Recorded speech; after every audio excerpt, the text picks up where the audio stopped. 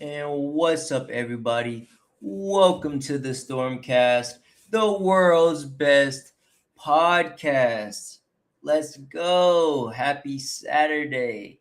We're live on YouTube and Twitter, bringing you the latest and the greatest news, stories, and updates going on around the world. I hope everyone is having a good week so far. Before we get into today's Stormcast, I want to give a quick sound check and a quick audio and visual check. Make sure we're looking good. And the yep, world's best. It sounds like we're good. It looks like we're good. So alrighty, let's get right into today's episode.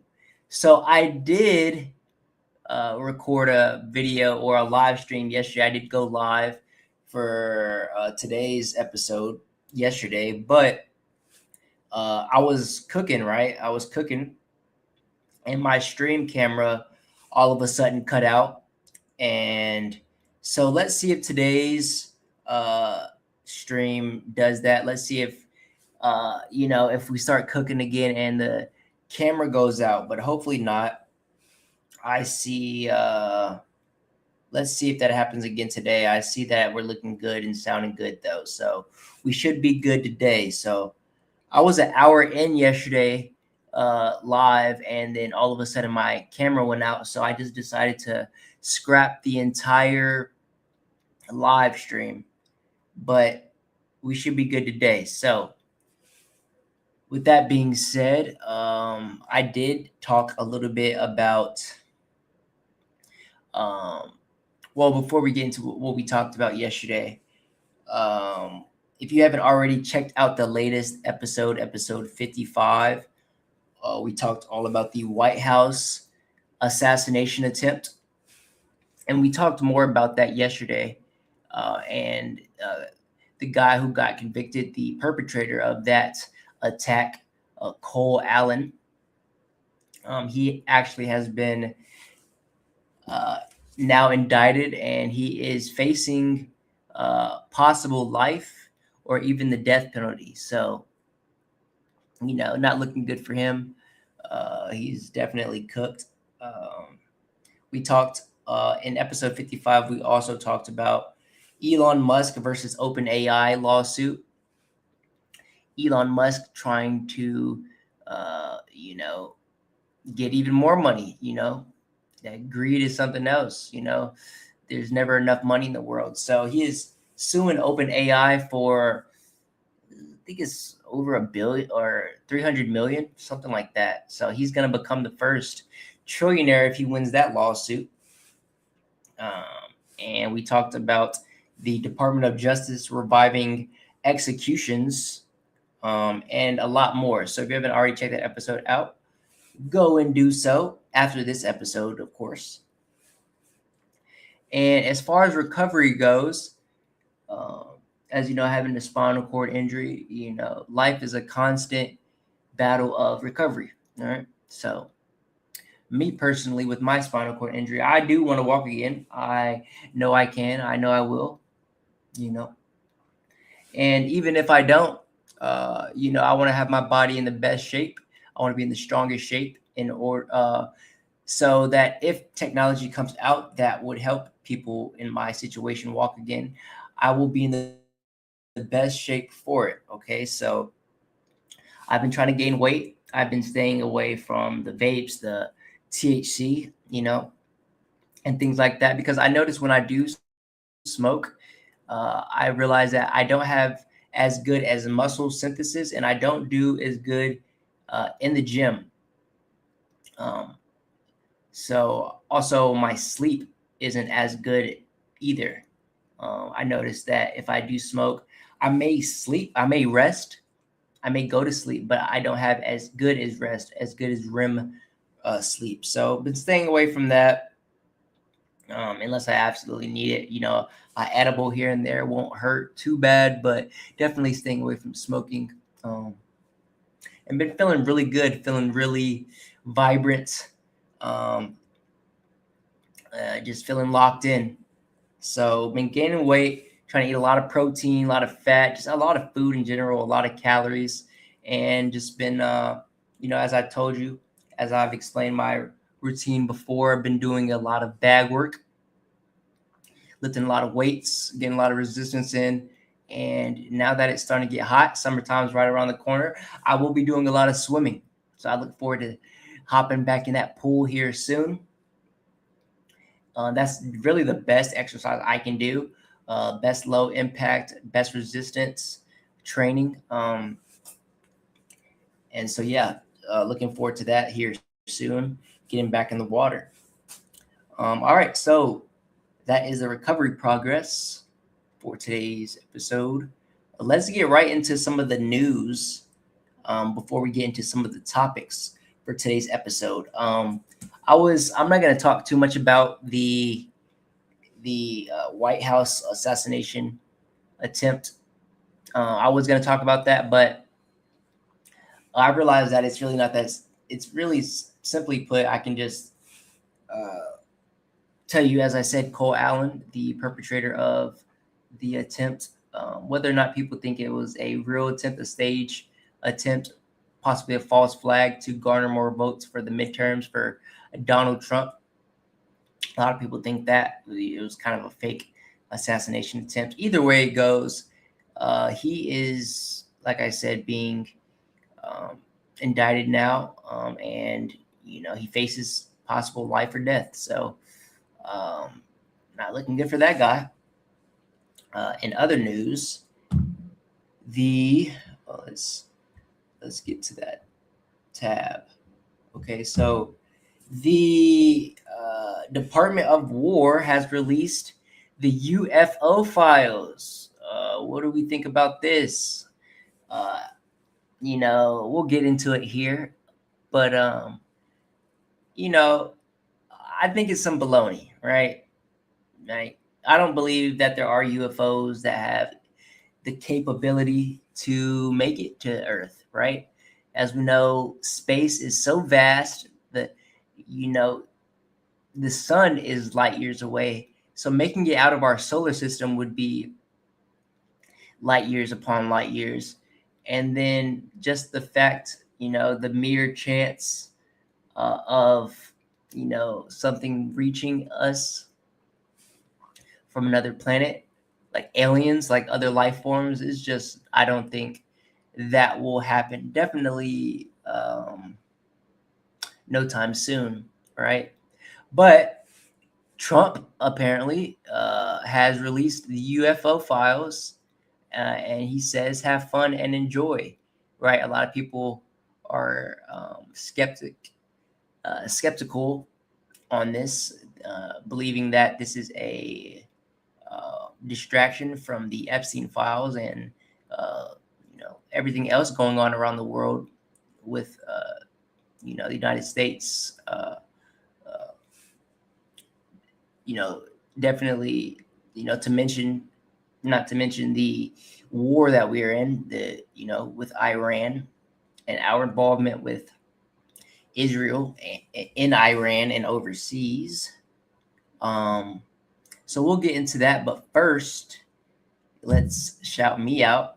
Follow me here on Instagram at IcyMick. This is where we're going to be doing a lot of our reactions today. We have some video clips as well. But if you haven't already followed me on Instagram at IcyMick, as you see here, I post, some swag pics, but also here's one of my meals I ate yesterday. Really good meal, but as you see here, I have the updates on the StormCast episode. So every episode that I go live, I will be letting you guys know when I do go live. You can also follow the StormCast here to be updated and to stay updated for every podcast and everything related to the StormCast. Okay, so go and follow us there, folks. That's the best way to stay updated with the show. And with that being said, let's get into our news.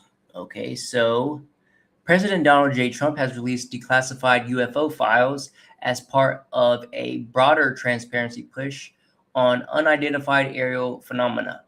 The documents include military reports, videos, and eyewitness accounts gathered over decades by U.S. agencies such as the Pentagon and FBI. In a statement accompanying the rollout, Trump encouraged people to explore the material freely, saying, "Have fun and enjoy." Okay, so why now? Why does he decide, now is the time to release the files? Obviously, he's been teasing to release the UFO files for a while now. And so now we have them, folks. Let's jump into a little bit of them.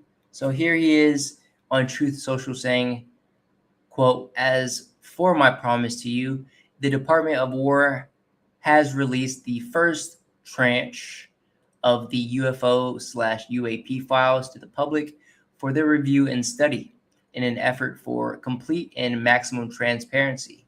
It was my honor to direct my administration to identify and provide government files related to alien and extraterrestrial life, unidentified aerial phenomena, and unidentified flying objects. Whereas previous administrations have failed to be transparent on this subject with these new documents and videos, the people can decide for themselves what the hell is going on. Have fun and enjoy, President Donald J. Trump." All right, so that's that. That's his rollout. That's what he said on Truth. Someone in the comments says anything but the remaining Epstein files, right? Yeah, what about the Epstein files, right? Obviously people haven't forgotten, right? No one has forgotten about that. It seems like, they're kind of, shying away from releasing all those, although they did, you could say, release the Epstein files. They were heavily redacted, very vague, and I don't think we got all of the Epstein files. I think that was just a teaser, just the tip of the iceberg for what was really involved with the Epstein files. All the emails and documents, of course, were redacted, so we're not really getting all the information or everybody that's actually responsible for those heinous acts involving Jeffrey Epstein and his island. And that's just, as we said, the tip of the iceberg. It goes way further down the rabbit hole when it comes to who's involved with running the world, and who he's involved with, and the evil things that the elites do in order to garner power and blackmail and gain control over the populace, and to stay in control. We talked a little bit about the Epstein files in recent podcasts, but it would take a million episodes to really uncover everything and everyone involved in that scheme. All right, so this person says, "Bet the aliens weren't on this list." This person says, "Transparency. What about the e-files now, Donnie? You promised the Epstein files." So yeah, a lot of people aren't caring too much about these UFO files. It seems like a lot of people believe that this is just a cover-up and a distraction from something bigger, right? Something a distraction. All right, so continuing on, We have here the Department of War releases files on UFOs and possible alien life. So let's look at some of these files, all right, and see if any of it, if it means anything, if we see anything that is worth looking at or worth, making a fuss about, right? So here we have the first picture. And I'm guessing a lot of these are going to be vague and, not really releasing too much, right? If we would have encountered aliens already, right? If we really would have encountered aliens or UFOs, that would be headline news, right? Possibly if they didn't cover it up. But all of this is going to be, pretty confusing, kind of like the Epstein files. Like, you get some of the names, but you don't get most of the information. Well, this is going to be the same way, right? You're going to get pictures, but none of it's going to mean anything. We're not going to get any concrete evidence that there is possible terrestrial encounters or UFOs, real UFOs, that we would think of like in the movies, right? From another planet or something like that. So, this went live, let's see, May 8th, which was yesterday. Today is May 9th, right? So they include 129 PDFs, 28 videos, 14 images covering Apollo 12 and 17 sightings, a 1947 Roswell FBI memo, infrared clips of orbs making sharp 90-degree turns, and a football-shaped Indo-Pacific body. Officials say the files were cleared for security, but most remain unanalyzed, leaving the public to interpret bare descriptions of bright shapes, glowing orbs, and sensor blackouts that span almost 8 decades. So we've had these files for 8 decades now, and all of a sudden, right in the midst of a war, and not to mention another scare for a global pandemic, which we'll talk about here soon, they released the files. Okay, so this is one of the pictures. Let's look more. So we have a video here. Don't really know what we're looking at. There's no context to it. I'm guessing they're saying this is one of the UFOs over what appears to be an ocean. All right. We have more pictures here. All right, so here we have more pictures, very vague, as I said. What are we looking at here? How is this? Doesn't tell us that this is UFO. We're in 2026, with the most advanced cameras ever on the back of our smartphones, and this is what they're giving us, right? This is what we're supposed to believe are UFOs. All right, so more pictures here, more sightings apparently. We have a video. This looks like, this reminds me of back when I used to play COD. Modern Warfare 2, and you would get a AC-130. And you would, get a kill streak, get 11 kills, and you unlock that AC-130. So that's basically what these look like, right? It's not really. So here is one of the orbs, apparently one of the football-shaped Indo-Pacific body that they mentioned. We'll skim through some more of these pictures, okay? All of them kind of looking like this. Like, look at that. Like, what is this? Looks like a ship in the ocean, all right? But it's, I mean, are these the files? Like, what is this telling us? Okay, another UFO apparently. So they think we're stupid, folks. And a lot of people are, right? The majority of people out there are stupid, all right? I mean, I'm not gonna say most people. I'm gonna say a lot of people might believe this, though, right? Not my viewers of this show, of course. All of you guys all of you ladies and gentlemen watching this are usually on the higher IQ side, right? Watching this kind of content, you're kind of aware of what's going on, or want to be at least. Um, but this is this is very, confusing for the mass majority of people that are probably looking at these now, though. So we have some memes here, staring at four black pixels, like I'm learning something new, right? So another one, I always knew aliens are real. Probing time. More memes, right?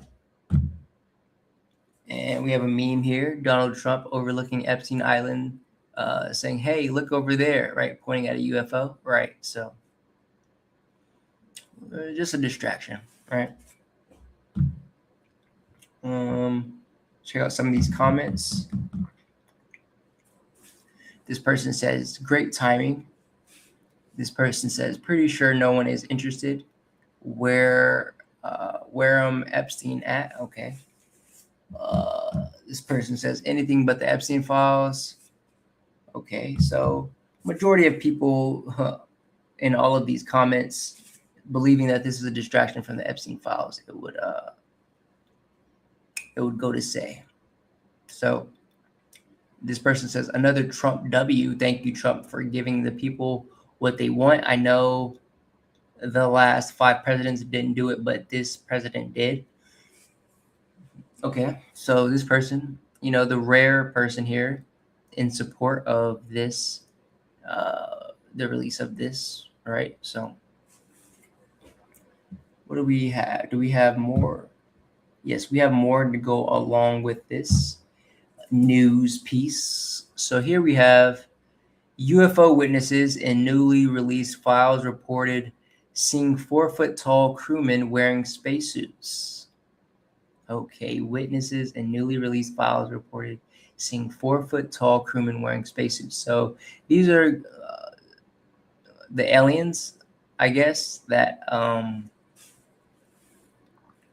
we're supposed to believe are real. Okay, so in a trove of 160 rather declassified documents made public on May 8th, a 1966 FBI memo highlights eyewitness accounts of mysterious metallic flying objects and their alleged occupants. The memo noted that a few witnesses described seeing crewmen who had landed from the objects portrayed as 3.5 to 4 foot tall, dressed in what appeared to be spacesuits with helmets. Okay. So is there some pictures? Let's see. Okay, no. So these are just some documents from the witnesses of the aliens at large here. So this file says a few witnesses have reported seeing crewmen who had landed from their objects, who are described as 3.5 to 4 foot tall, wearing what appear to be space helmets. Another Edwards concludes this book with a prediction that in the near future, UFOs will make a overt landing or deliberate contact with Earth.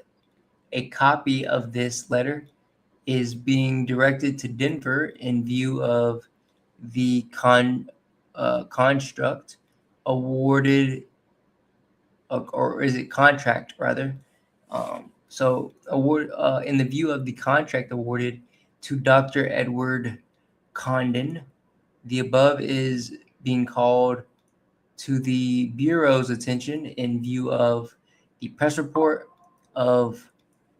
Sorry, I'm reading this kind of weird, folks. It's kind of hard to read. So, report of mounting pressure for a civilian-controlled investigation agency to handle UFO matters. Okay. So here we have Fox News. On my desk overnight, you can see on it, it says AARO files copy 2 of 3. That is the all domain resolution office, copy 2 of 3. This is the first big batch of UFO disclosure ordered by President Trump. Some of the clips and videos on there have popped up different places before. Some of them have not. And we have been going through this all morning and overnight to try to put together some of the best videos so we can all look at this together. This is a world exclusive right here. So let's go to the first clip over the skies of the United Arab Emirates in June 2024. An inverted teardrop with a vertically linear trailing mass, as described by the War Department, suspended below. The War Department cannot say for sure what this is. It is officially listed as an unresolved UAP report. The next video, over the skies of Iraq. White House official left this hard drive on my desk overnight. You can see on it, it says AARO files. December 2022, moving bottom left to top right of the field of view. All CENTCOM gets from this is an area of contrast. That's what they describe it as. It is officially still listed as an unresolved UAP report. Next video, over the skies of Greece, October 2023, what is described as a small and circular UAP flying near the surface of the ocean towards land. CENTCOM can't tell us what it is. It is officially listed as an unresolved UAP report. Within the last 2 minutes, all of these videos have gone live on war.gov/UFO, and a White House official tells Fox First, while past administrations sought to discredit or dissuade the American people, President Trump is focused on providing maximum transparency to the public, who can ultimately make up their own minds about the information contained in these files. And there's also a fresh look, December 2022, moving. All right, so there you have it, folks. That's Fox News coverage on this. This was breaking news yesterday when I did the podcast that I had to scrap.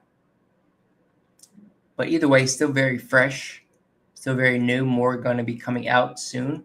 As you heard, there you can go to that website that he mentioned, USA.gov/UFO, I believe it was, and you go and look at the files yourself that have been released. Whenever the president says that they're trying to be transparent, it's always a smart idea to question it. All right, to question are they really being transparent, and what's the real reason behind this?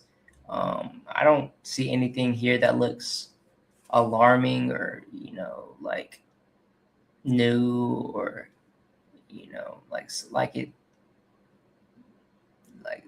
like if they actually had evidence of UFOs, right? They would know better than to just release them, because it would definitely cause a global panic. The average person would not be ready for, evidence of extraterrestrial life, because, that would make them, question why are they going to their 9 to 5? Why are they waking up, paying taxes, and living how they're living if something like that actually did exist out there, right? So you let me know your thoughts on this. We have some comments here. This person says, can we just get those Epstein files, please? All right. So this person says there is no telling what they are hiding from us. So yeah, guys, and those are the top comments. It would go to say that most people are not falling for this or even think that these are real. All right. But you let me know your thoughts. Does that change? Does this change anything for you? Um, so we have the official Fox News breaking news report. Breaking Trump releases UFO alien life files. We'll watch a little bit of this, folks. We got pretty much the gist of it, but we'll look at a little bit of this from Fox News. Fair use. Let's get into it. The Trump administration releasing the first batch of files related to UFOs and alien life. So is the truth really out there? Senior White House correspondent Peter Doocy joins us live with the details. What have you learned, Peter? Good morning. So a White House official left this hard drive on my desk. Okay, we saw this already. Let's fast forward a little bit. Good morning. So a White House official left this hard drive. This is a world exclusive right here. So let's go to the first clip. Over the skies of the United Arab Emirates in June. It is officially still listed as an unresolved UAP report. Next video. Over the skies of Greece, October 2023. What is described as a small and circular All right, we saw public those already. who can ultimately make up the We'll see a little bit more of what's going on here. Let me continue. .gov/UFO, and a White House official tells Fox First, while past administrations sought to discredit or dissuade the American people, President Trump is focused on providing maximum transparency to the public, who can ultimately make up their own minds about the information contained in these files. And there's also a fresh look at some historical records. There's this from Apollo 17 included in this big document dump. One of the astronauts says, we've got a few very bright particles or fragments or something that go drifting by as we maneuver. The control center says, Roger, understood. Another astronaut says, there's a whole bunch of big ones on my window down there, just bright. It looks like the 4th of July out of Ron's window. Another astronaut says, yes, now you can see some of them in shape. They're very jagged, angular fragments that are tumbling. This exchange has long been dismissed as floating insulation. But now the White House is saying, while this photo has been previously released and discussed by keen observers, there is no consensus about the nature of the anomaly. And this all started, of course, because we asked the president about it in February. Barack Obama said that aliens are real. Have you seen any evidence of non-human visitors to Earth? Well, he gave classified information. He's not supposed to be doing that.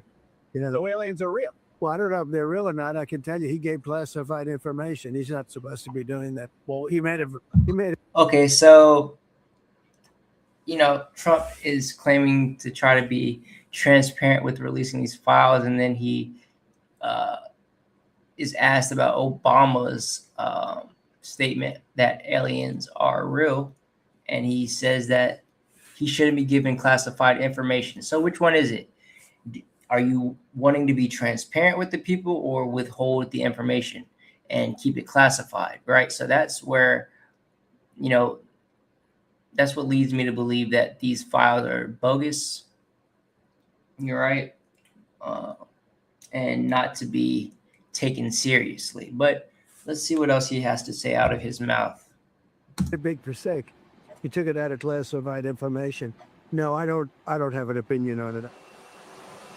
So the government is trying to answer the question, do aliens exist? And the answer is they don't know, but in an effort of transparency, they are giving us all of the... They know, folks. They know whether or not aliens are real. And whether they are or not, I don't believe that they are, right? I believe that,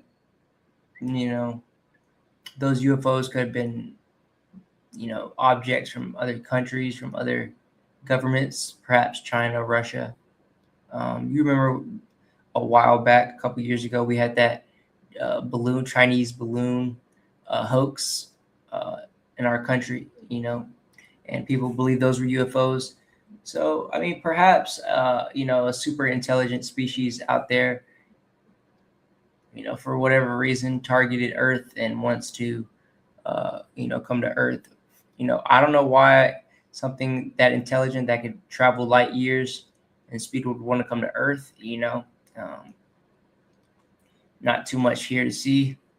Just a bunch of,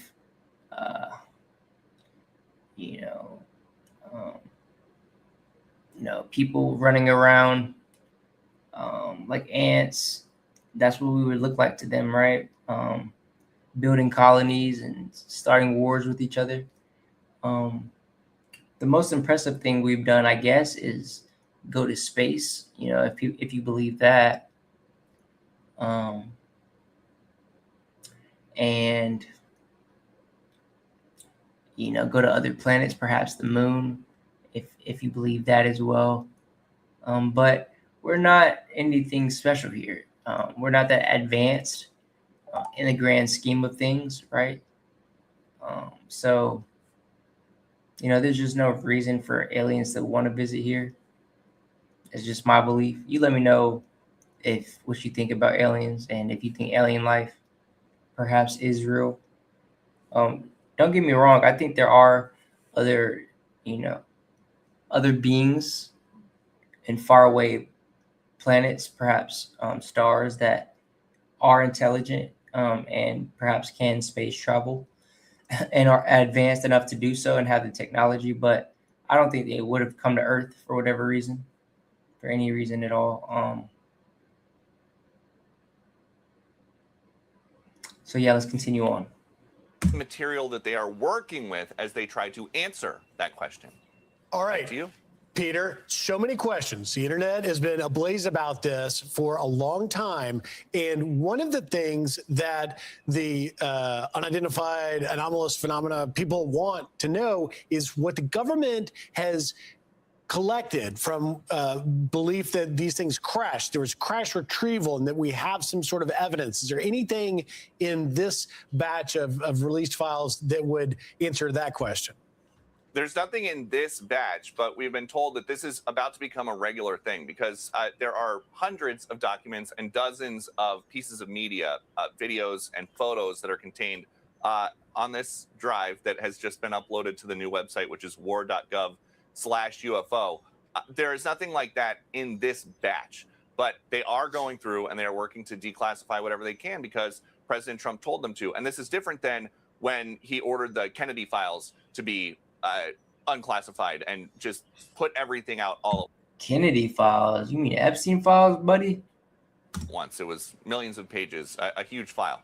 This is going to come out bit by bit as they work through. And you look, we've got some stuff from Apollo 17. We've got some stuff from a couple months ago. There's a ton of material, but they want us to know that they are trying to figure this out. They just don't have an answer about whether or not.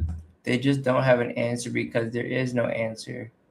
And this is just goy slop, confusion, and distraction. All right. You let me know your thoughts down below. We're going to move on from that, though. On to more breaking news. All right. So the new Hantavirus outbreak coming to a city near you.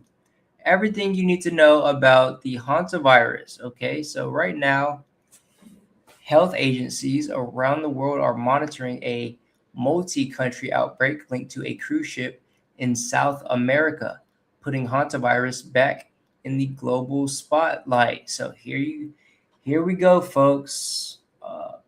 Another pandemic in the midst, perhaps. And I saw something that showed that every 4 years they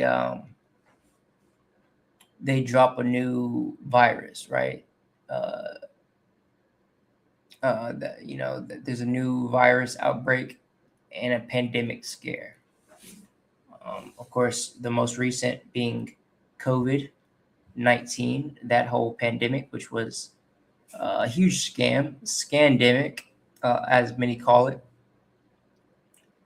So yeah, let's see what the hantavirus is, and here's everything you should know about it. All right, so the hantavirus are a group of viruses spread by rodents They can cause a rare but serious illness in humans called hantavirus pulmonary syndrome, or HPS.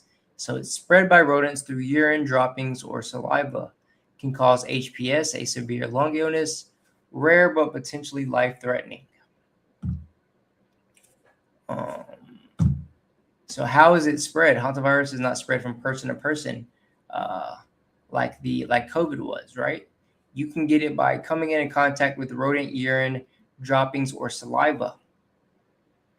So if you inhale contaminated air, or if you touch contaminated surfaces, or rarely, but you can get it through rodent bites. So human transmission is extremely rare. So the Andes virus found in South America has shown limited person-to-person spread in rare situations. So where is it found? The hantavirus is found worldwide, but most cases in the Americas are linked to rural areas, especially Western United States, parts of South America, and Asia and Europe. So what are the symptoms? So the hantavirus symptoms can appear 1 to 8 weeks after exposure. The illness can progress very quickly, especially once lung symptoms begin. Early symptoms are flu-like in nature. So fever, headache, muscle aches, nausea, vomiting, diarrhea. More severe symptoms include rapid onset of coughing and shortness of breath, fluid in the lungs or pulmonary edema, respiratory distress, and low blood oxygen count. So how can you prevent it? You can reduce your risk of hantavirus by avoiding rodent contact and keeping your environment clean and rodent free. So avoid rodent contact, which is something you should be doing anyway, right? It always baffles me that people keep rodents as pets, like rats, hamsters. What are the other rodents that people keep as pets? Gerbils, things like that. I feel like, why would you want to have a rodent in your house as a pet? What purpose does that serve? I don't know. It's just always funny to me when I see someone, like when I was younger, I had a friend who had a hamster, and the hamster was cool, but I mean, you can't even really touch it without it biting you, and they smell. I had another friend growing up. My homie JP had 2 hairless rats, and they were cool. I mean, they were nice. Those rats were cool, actually. They were not too bad. They were nice, but still, it's like, it's not like a dog or a cat, which you can at least, say that you can get some type of benefit from, because, you can cuddle up with them. Cats keep your house free of rodents. Dogs can serve as service animals, right? But what purpose does keeping a rodent, rather, as a pet serve? Right? I don't see it.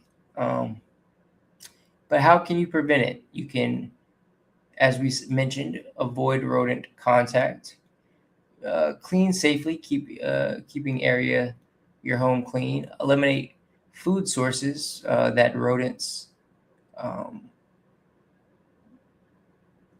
search for.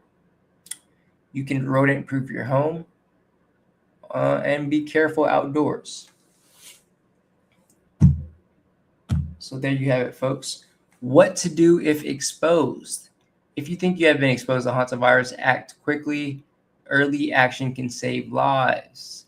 So seek medical care, monitor your symptoms, provide exposure details, get plenty of rest, and inform close contacts. All right. What are we thinking, folks? This person's in the comments says, government setting up round 2 for us. Right? This could just be another, scam-demic where they, much like COVID, they try to well, successfully, actually. They definitely duped most people by, having people believe that they wouldn't even be able to be in contact with other individuals, telling people to stay at least, what was it, like 7-8 feet away from people in the grocery stores, making people wear masks everywhere they went, like bots, and, rolling out vaccines, which, Big Pharma made a lot of money off of, right? And I didn't get vaccinated.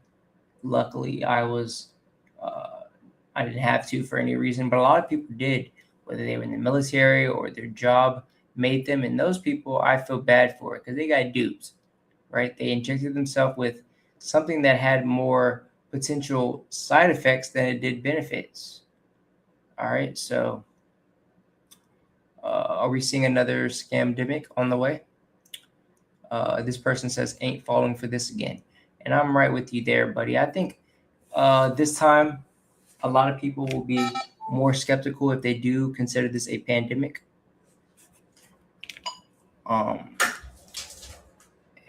Here, let me turn this air off right here, folks.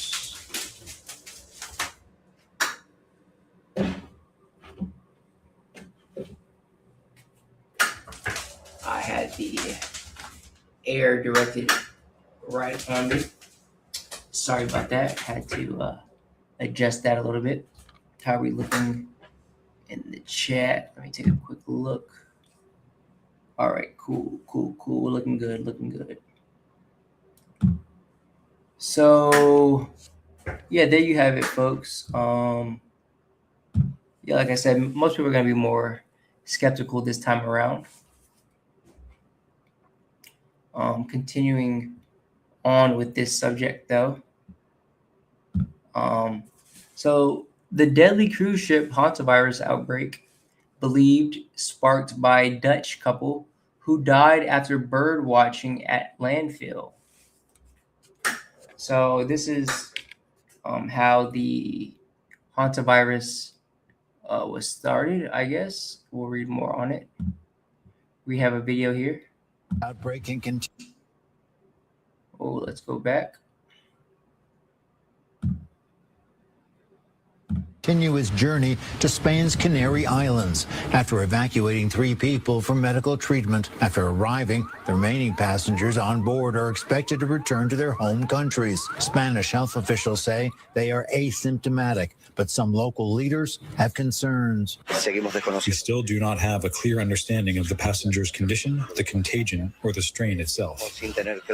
So far, 3 people who were on the MV Hondias have died, including a husband and wife. Argentinian investigators tell the Associated Press the leading theory is the couple contracted the virus while bird watching. Before boarding, they say the pair visited a landfill during their tour and may have been exposed to rodents. It usually is someone who is cleaning out an area where there are rodents. It is a rodent to human disease, not something that ordinarily spreads between persons. The Dutch-based vessel departed South America more than a month ago for stops in Antarctica and remote cruise ship at the center of a deadly hantavirus outbreak can continue its journey. All right, so now we know how the hantavirus outbreak started. It was sparked by a Dutch couple who died bird watching at a landfill. So the outbreak aboard the Dutch expedition vessel, MV Hondias, is believed to have started when the couple was exposed to rodent droppings during a bird watching tour at a landfill site in Ushuaia, Argentina, before boarding the ship in early April 2026. They later died from the infection. Several other passengers and crew have been infected with the Andes strain of hantavirus, which can spread person to person in rare cases, resulting in at least 3 confirmed deaths. So far, at least 6 American passengers have already returned home to the United States. So it's made its way to the United States, folks. So these states include Georgia, Texas, Virginia, Arizona, and California. Phew, no South Carolina. That's good. And are currently asymptomatic under health monitoring, with officials stressing the risk to the general public remains extremely low. The ship is currently sailing towards the Canary Islands for a controlled disembarkation and further testing. So my thing is, folks, as soon as we figured out these individuals were sick on board, what we should have did, rather than letting anybody leave, was contain all the individuals on board, and put them through quarantine until we test them and find out who has it, and until we figure out how it's cured, and until they no longer have or are symptomatic of this virus, right? And then we can go ahead and burn the whole ship, get rid of the ship, right? Blow it up, get rid of it. And there we go, folks. That's how you stop this from being a pandemic. But no, we allow individuals on board to travel back to their countries, back to their states, their residences, and now we are fearful for our lives because we were unable to do the most simple, obvious things to contain this. So this person says, "Who the fuck goes bird watching in a landfill?" Yeah, right. So remarkable. So continuing on with this, Hantavirus outbreak fears grow with odds of a pandemic this year reaching 16%. So of course, whenever there's something going on, people are going to bet on it on Polymarket. So just it's been revealed 23 Hantavirus cruise passengers returned home to all corners of the world, including the United States, and one is already critically ill. So if you want to go on Polymarket and perhaps make some money betting with this, and bet whether or not the Hantavirus will create a pandemic in 2026, you can possibly go make some money. And my bet is that there won't be a pandemic for this. I don't think people will fall for it, but there's a 16% chance on Polymarket already that we will have a pandemic for this, and that it will spread, globally, raising anxiety everywhere. So let's see what else. So we have a meme here. Someone says, "Okay, which one of y'all been fondling mouse shit?" So someone asked ChatGPT, "How does the hantavirus spread?"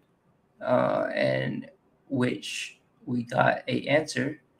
People usually get hantavirus infection by breathing in air contaminated with infected rodent urine, droppings, or saliva.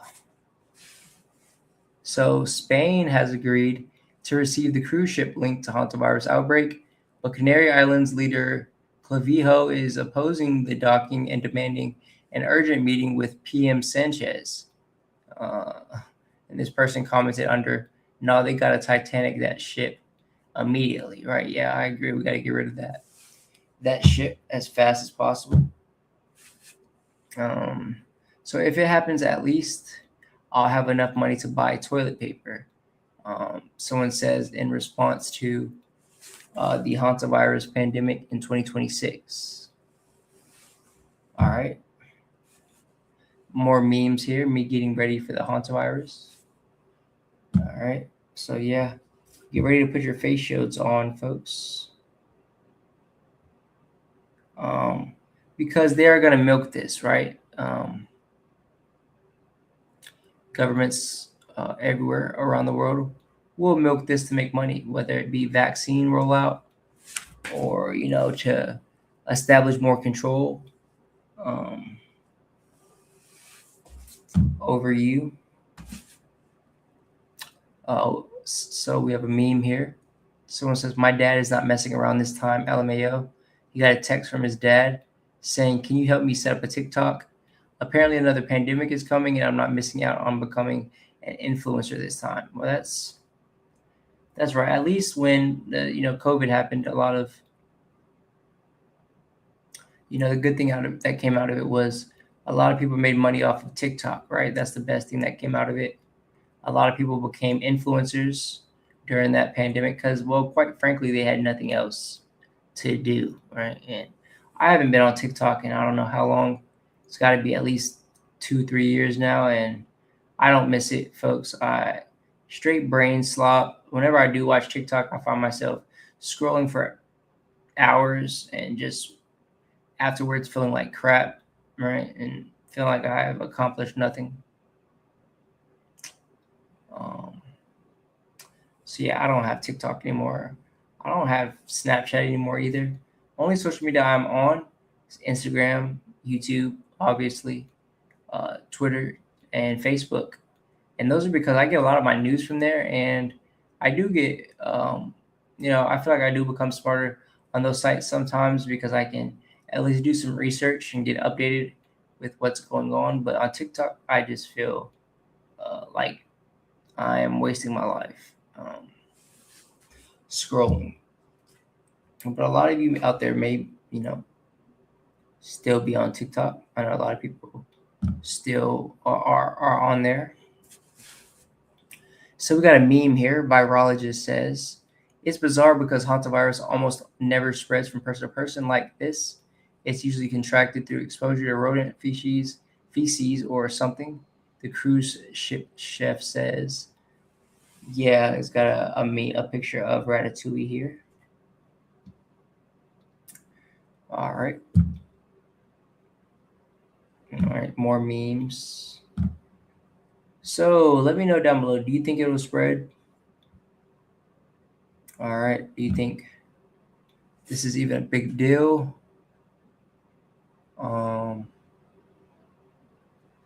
Are you worried about this?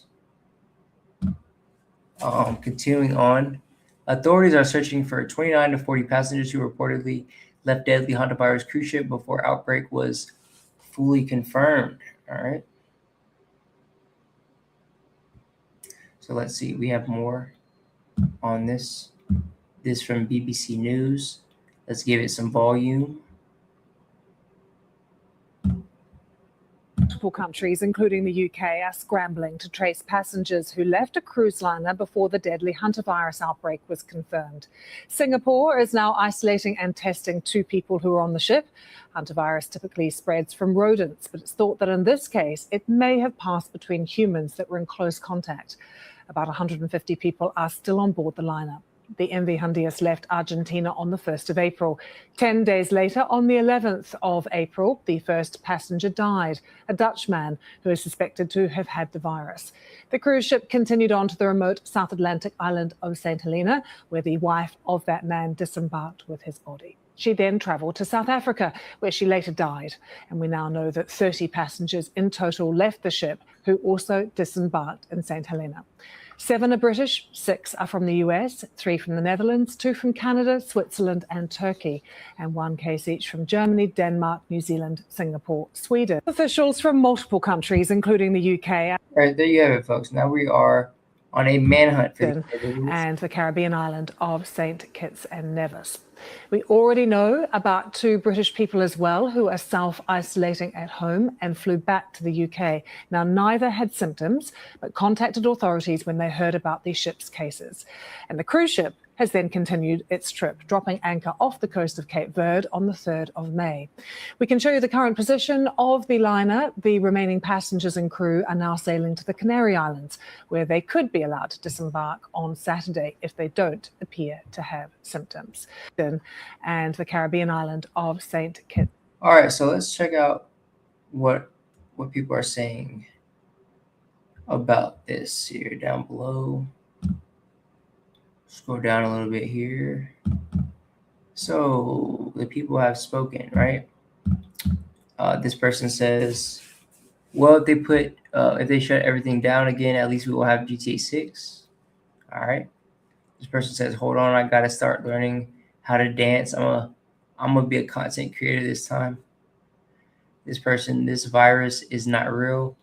We in the Matrix. All right, so that's more so my belief right there, right? This is, just something to either keep us distracted or something to set up another pandemic-like situation in which they can, gain more and more control. Because as we know, folks, once they gain control, meaning they, as in the elite, those wanting power over you, those, using you as slaves in the workforce, kind of like in the Matrix, when they use individuals' bodies for energy and fuel. They once they get power, folks, they rarely give that power back, right? So just like in COVID, when they, took away all those businesses, a lot of those businesses were never able to reopen again, right? So there you have it, folks. Continuing on here, we have Bill Gates. We all know Bill Gates, very shady individual who believes in world depopulation and was in the Epstein files, I believe, speaking with Epstein and emailing back and forth with him regarding the planning of the COVID pandemic. But here we have the Hantavirus is staged and pre-planned, cited in a 2022 tweet. So let's check this tweet out. This tweet from I Am Soothsayer on Twitter from November 6th of 2022. And it has, he says, or they say, in 2023, Corona ends. In 2026, the Hantavirus begins. All right, so very fishy stuff. Obviously, this individual knew way before we do now that the Hantavirus was going to be a thing, and here we are. So this person has only posted 4 times, all in a week in 2022. Their bio says, read the future. The post says, 2023, Corona ends. 2026, Hantavirus begins.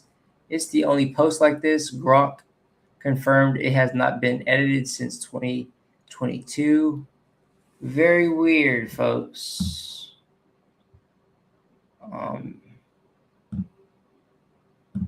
Very, very weird indeed.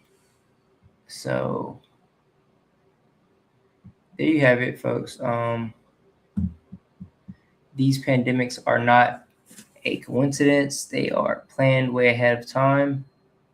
And they are released to the general public at a specific time for a specific reason. So the claims spread alongside broader allegations on social media suggesting that past and present health crises are orchestrated, with many posts naming Bill Gates and other public figures. The resurfaced post has fueled strong reactions online, underscoring ongoing distrust among many users following circulated information on social media that COVID-19 was also pre-planned and referenced in the Epstein files years before the outbreak. All right. Very, very fishy indeed.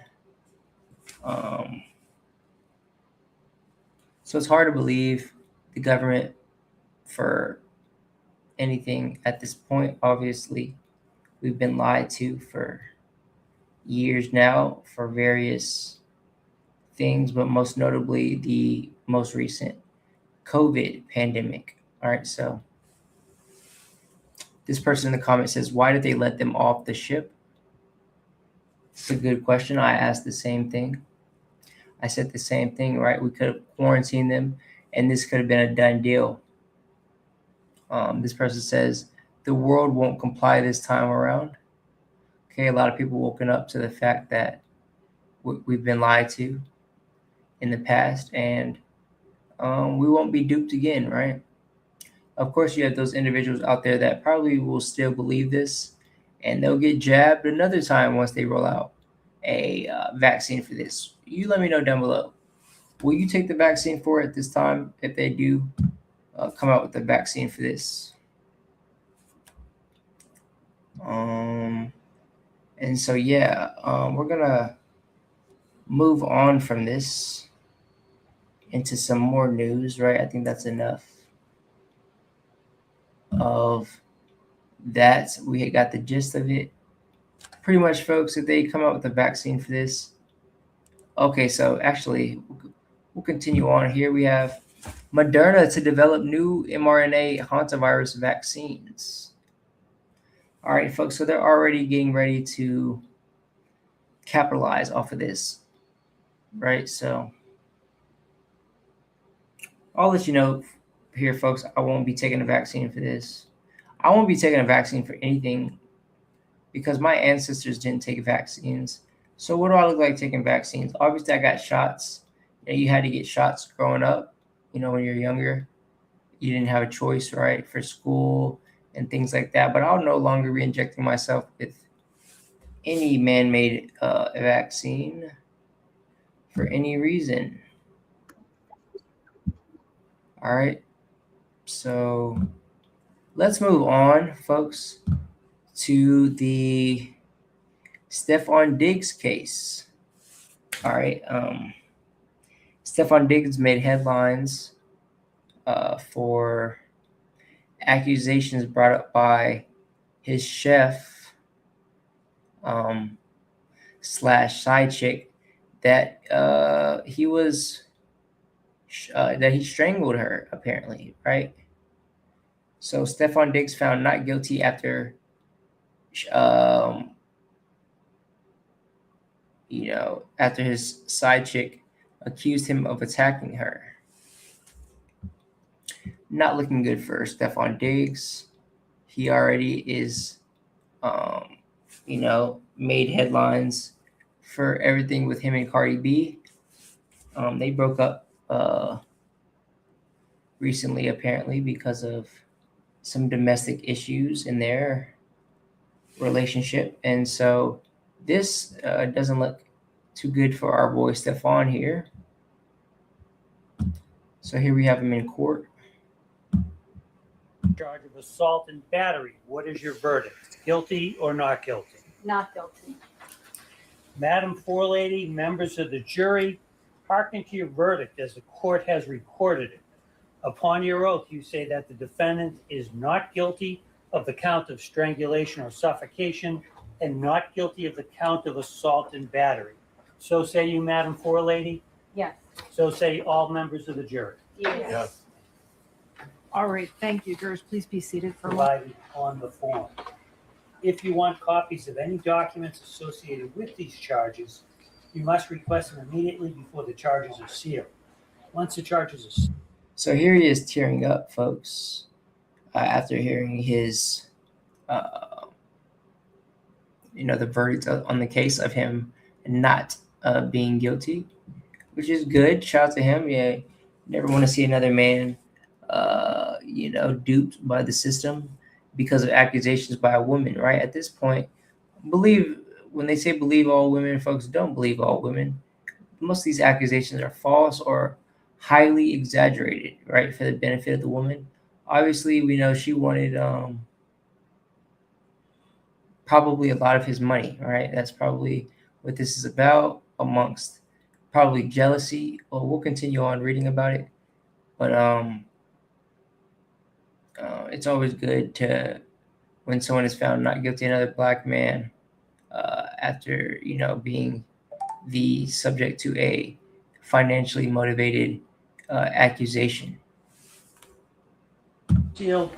You on count 2, the charge of assault and battery. What is your verdict? Guilty or not guilty? Not guilty. Like this, and he's choking me. So here we have her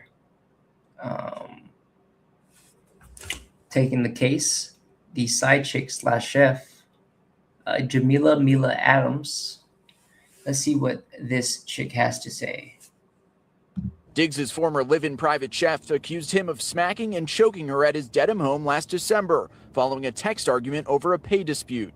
The more I was trying to pull his hand, he got tighter. Adams says years prior, the pair met on Instagram, began a sexual relationship that turned professional as he mounted a comeback from a season-ending injury. The start of our initially hiring me, he was coming back. It was his comeback year. And I wanted to help him get healthy.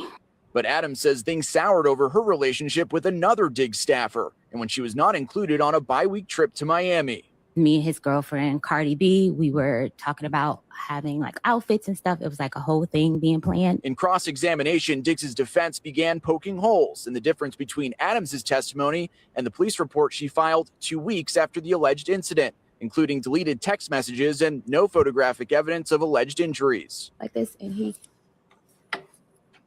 choking me. Diggs' former live-in private chef accused him of smacking. All right, folks.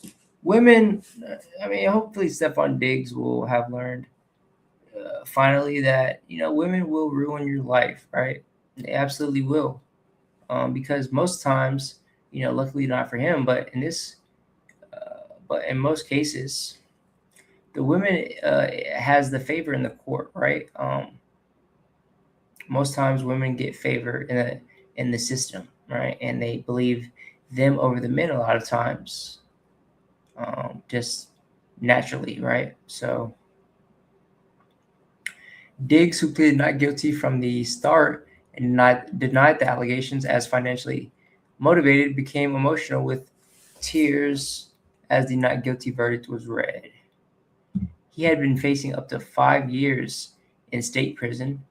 Defense evidence, including video footage showing no visible injuries on the woman in the days after the alleged incident, along with clips of her dancing, smiling, and socializing with him, helped sway the outcome in his favor after a relatively swift trial. All right. And, although he's found not guilty, he is still taking a major L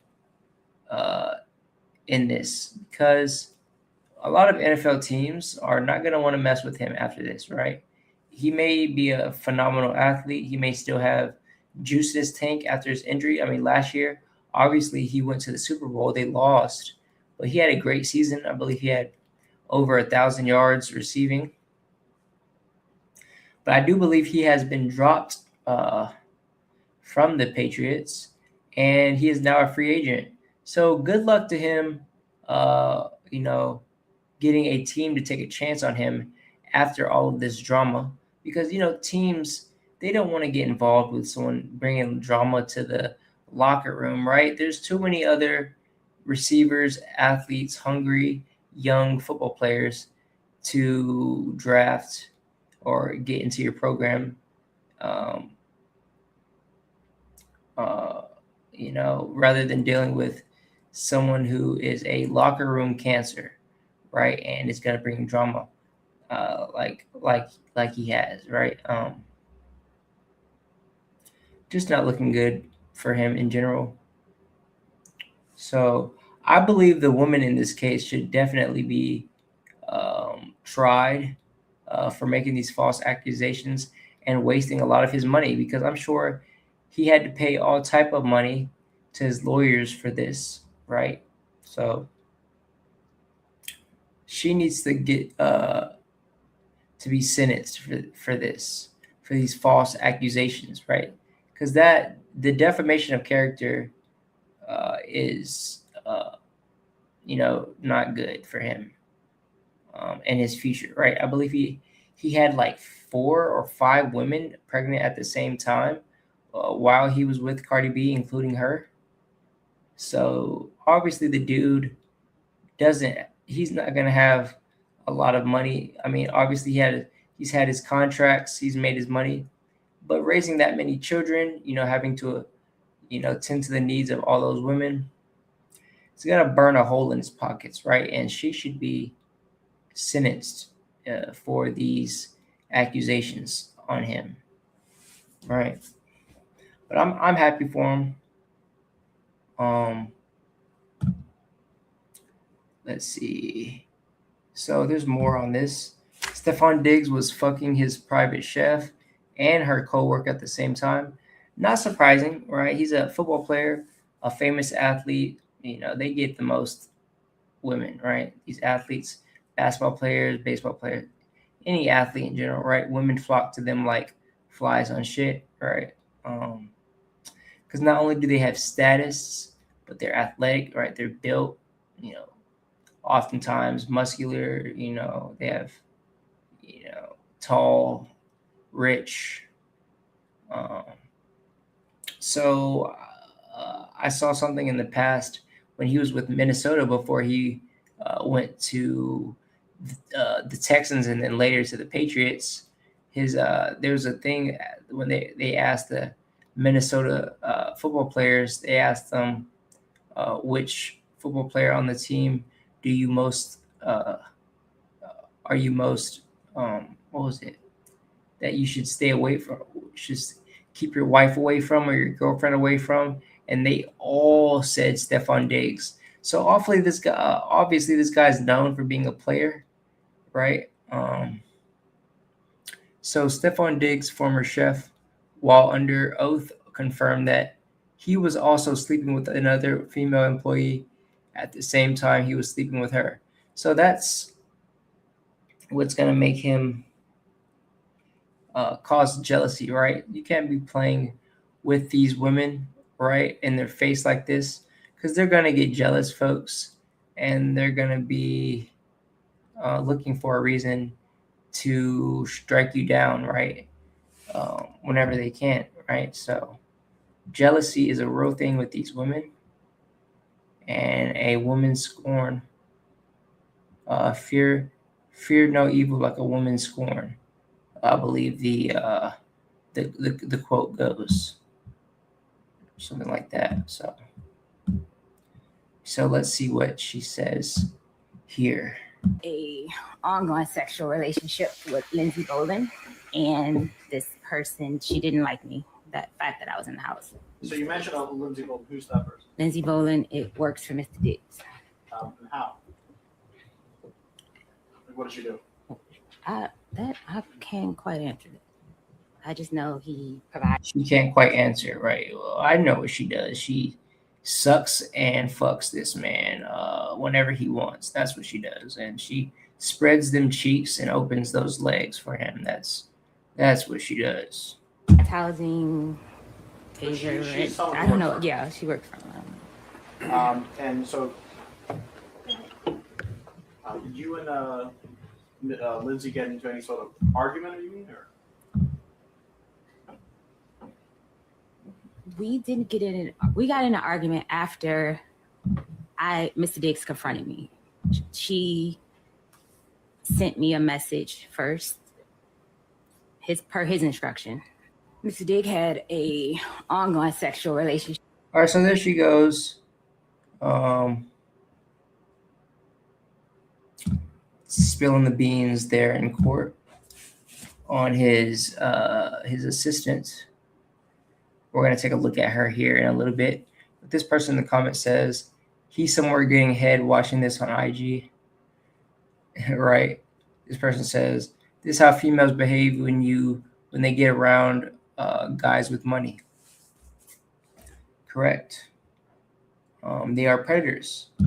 Some of the biggest predators, right? Because folks, it's hard for women to make money like this on their own, right? They're not super athletes like men, right? They don't create and produce things in the real world that would actually allow them to garner mass amounts of wealth like a man would be able to do, right? So they are leeches, they are predators, and if they see you as a mark, right, and they see that they're able to finesse you, then they will do so, folks, and they will do so without regret and without feeling bad about it. They will completely ruin a man, completely defame his character in the eyes of the world, and not think twice about it. All right, so let's look at the mystery woman.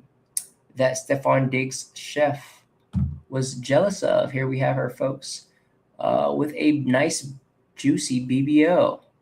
All right, and I believe the chef also had a BBL as well, very thick. Obviously, the chef does not look as fine as this mystery woman. She is very, very nice on the eyes, with a nice sleeve tattoo. Although I'm not into tattoos personally, I don't like when women have tattoos. That's my personal preference. I think they are trashy and masculine looking. So I don't have any tattoos. Why do you have tattoos, right? You don't. But that's neither here nor there. So here she is, posing, looking very nice in the eyes. Here we have the chef speaking on her. Let's see if this is the same clip that we just watched. Ongoing sexual relationship. Yep, it appears to be the exact same clip. So, so she's in this testimony in the proceeding for this case. Lindsay Bolin is the lady that the chef is referencing. So her name is Lindsay Bolin, the other side chick to Stefon Diggs. So this would be the side chick. All right. So yeah, smashing multiple people in his house.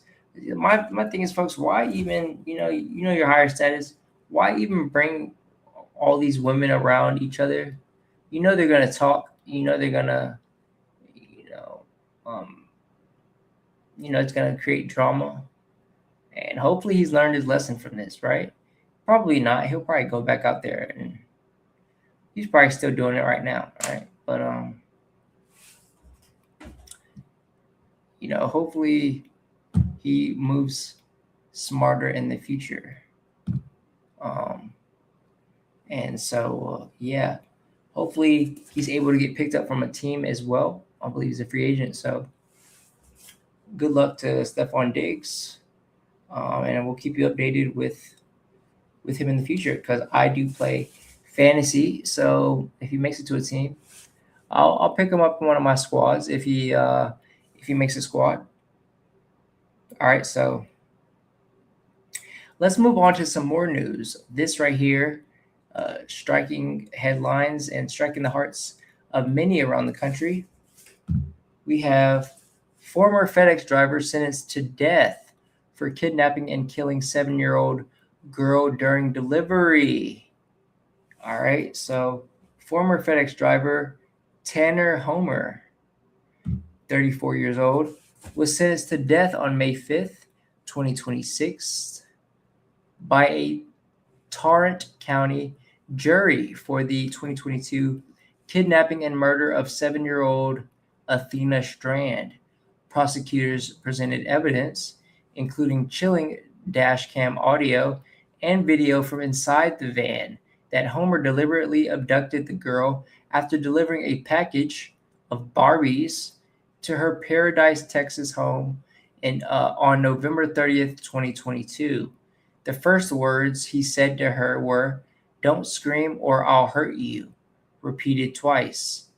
Audio captured Horner telling Athena she was really pretty, ordering her to take off her shirt and clothes, which she refused, while crying for her mom, and the prolonged attack that followed. Prosecutors argued that the killing was intentional and predatory, not accidental. Horner had covered the van's camera multiple times. DNA evidence was presented, and the child fought back fiercely as a warrior. They detailed that Horner tried to break her neck, failed, then manually strangled her with both hands, and later dumped her body. Right, and so my initial thoughts on this is the death penalty for someone who, carries out such a heinous act like this. The death penalty is not enough. What you should do is first do exactly what he did to this young girl. Do it onto him. Let other inmates do it to him. Oh, you probably can't do that. They'll probably kill him. But do it in a way where he is subjected to exactly what he did to this victim, young Athena. And then you publicly torture him for years.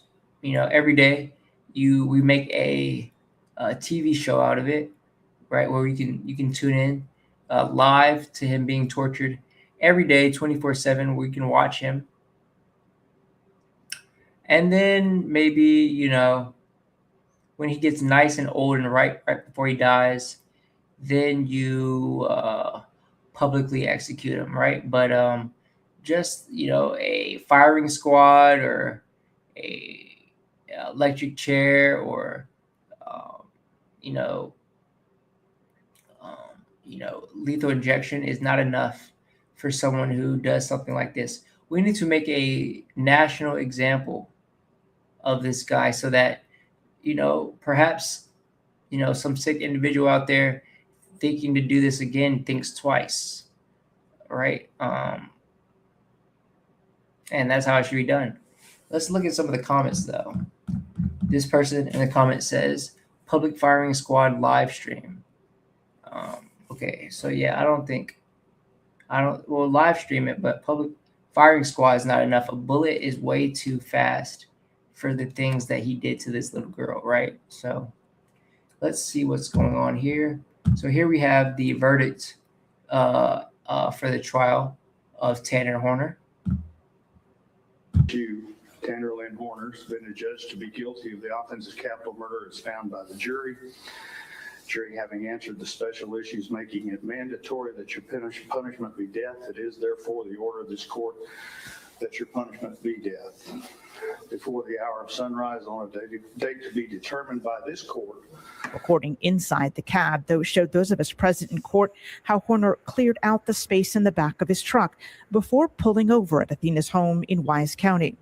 He delivered a package, then walked back with her, showed her the back of the truck, and picked her up and put her inside. As he drove off, she asked him several times, "Where are we going?" before he then covered up that second camera. You could still hear him, though, asking her questions. "How old are you? Where do you go to school? You're really pretty. You know that?" He later pulled over, and that's when we hear her clearly in pain, telling Horner no and crying. The order of the court that you, Tanner Lynn Horner, has been adjudged to be guilty of the offense. Folks, people like that, man. Cases like this just make your blood boil. Like, I don't know how you can, as a grown man, first of all, find such a young, innocent soul, attractive enough to, sexually assault them, but then to take their life. The evil in your heart, is profound.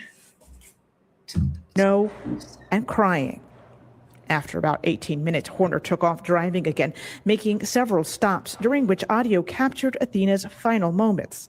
A medical examiner later determined she died from blunt force trauma and strangulation, and Horner himself told police how he tossed her body. Video of Horner afterwards shows him smoking a cigarette and stopping at a gas station to clean up the back of his truck. Athena's parents weren't present in court while the video played, but earlier this morning, her father, Jacob Strand, took the stand, sharing how the loss affected him. It just broke him off. Did you turn to alcohol? Yes.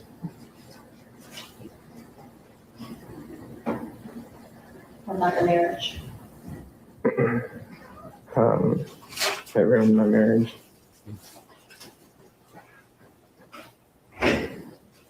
No and crying. Yeah, he failed as a father. Honestly, your role as a father, condolences goes out to the family, but you're supposed to protect especially your daughter, your young daughters. Where were you at when this took place? To where was she? Like, you just let her outside in the yard and wasn't watching her or wasn't around and had no idea where she was at. I know his heart must be heavy along with the rest of the family in this case. But let's see where. Okay, so here is the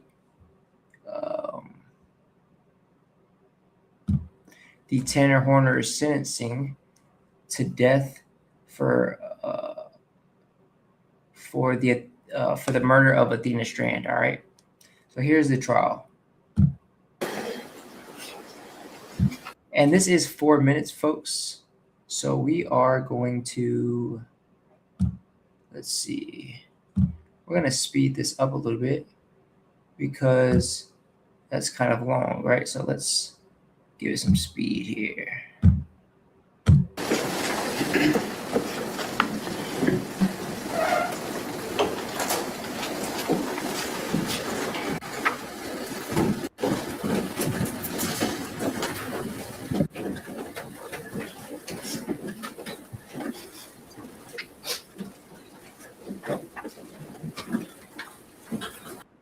So these parents, we just saw the father. So this is the mother right here, with the pink hair. So yeah, I believe that's the mother.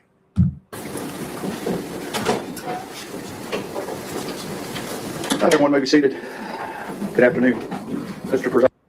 Yeah, we can slow it down now. Let's hear what the judge has to say. Presiding juror, it is my understanding jury has reached a verdict on both issues. Okay, if you'd hand it please to Deputy King.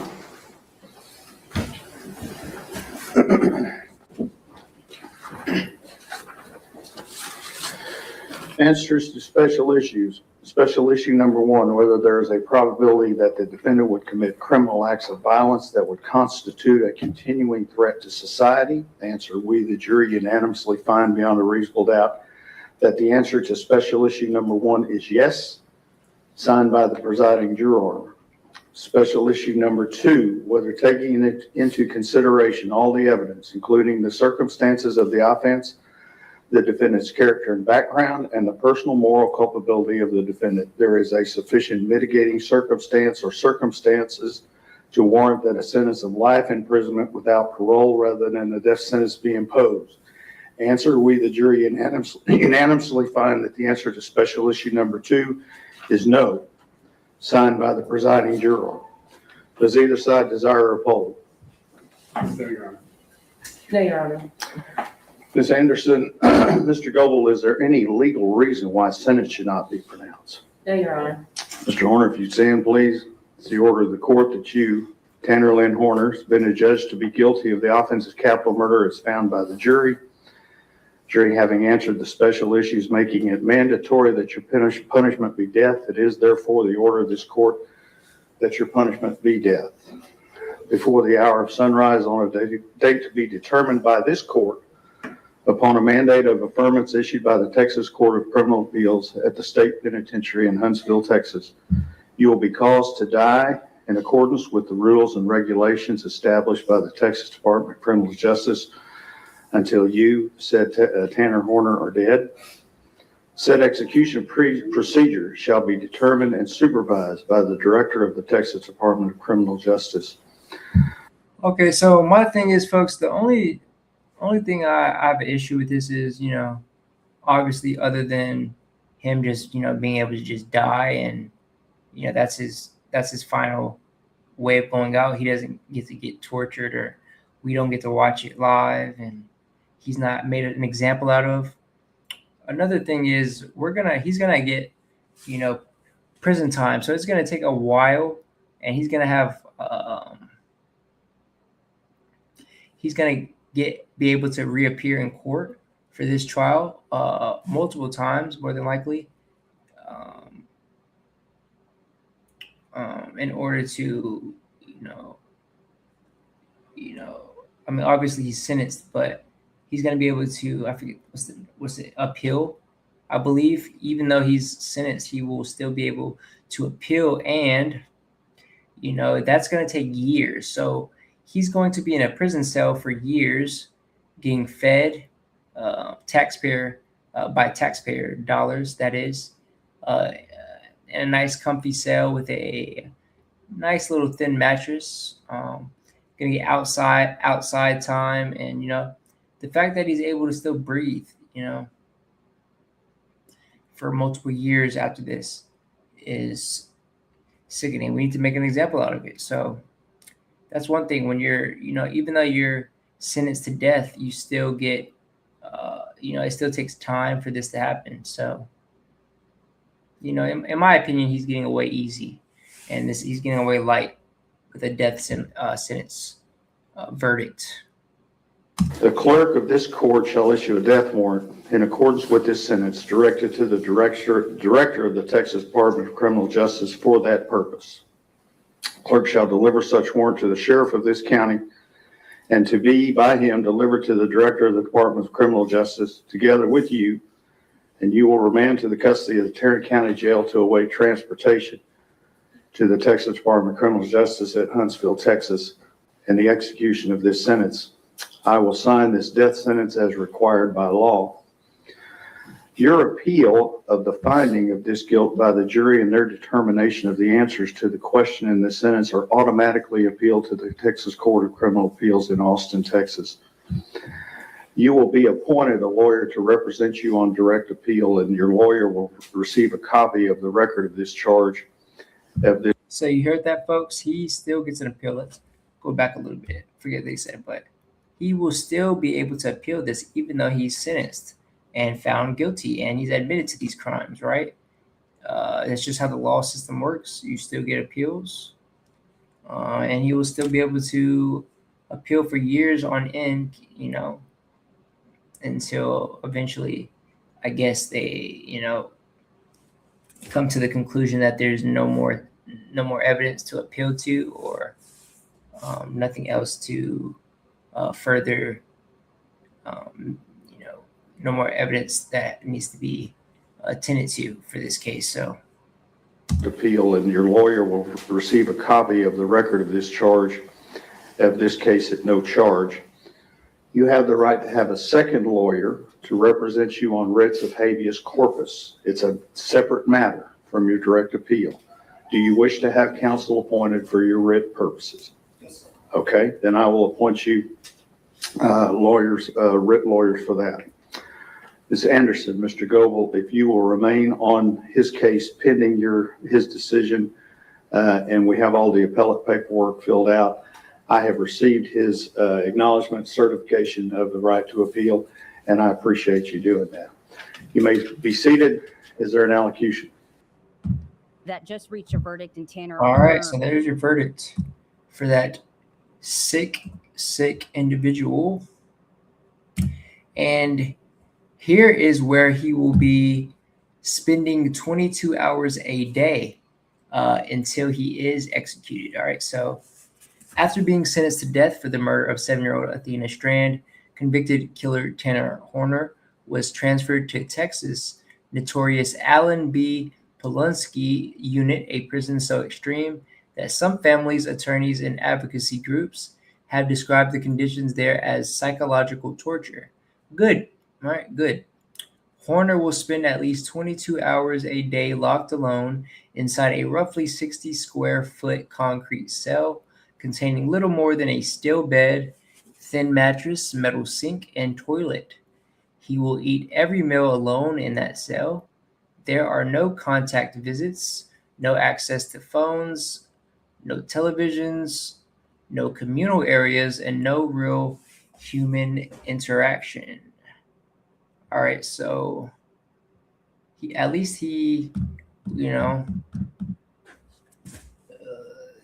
be, tortured. I think they should take away the bed, right? They should take away the bed, have him sleep on the floor like a dog. They should also take away the toilet. He shouldn't have a toilet. He should shit and piss where he lays. And then in those hours and those 2 hours a day that he gets recreation time, they should give him a mop and some soap, and that should be his recreation time. He should clean his cell. That should be his recreation time, right? So, anyways, the prison operates under. Okay, I skipped a little bit there.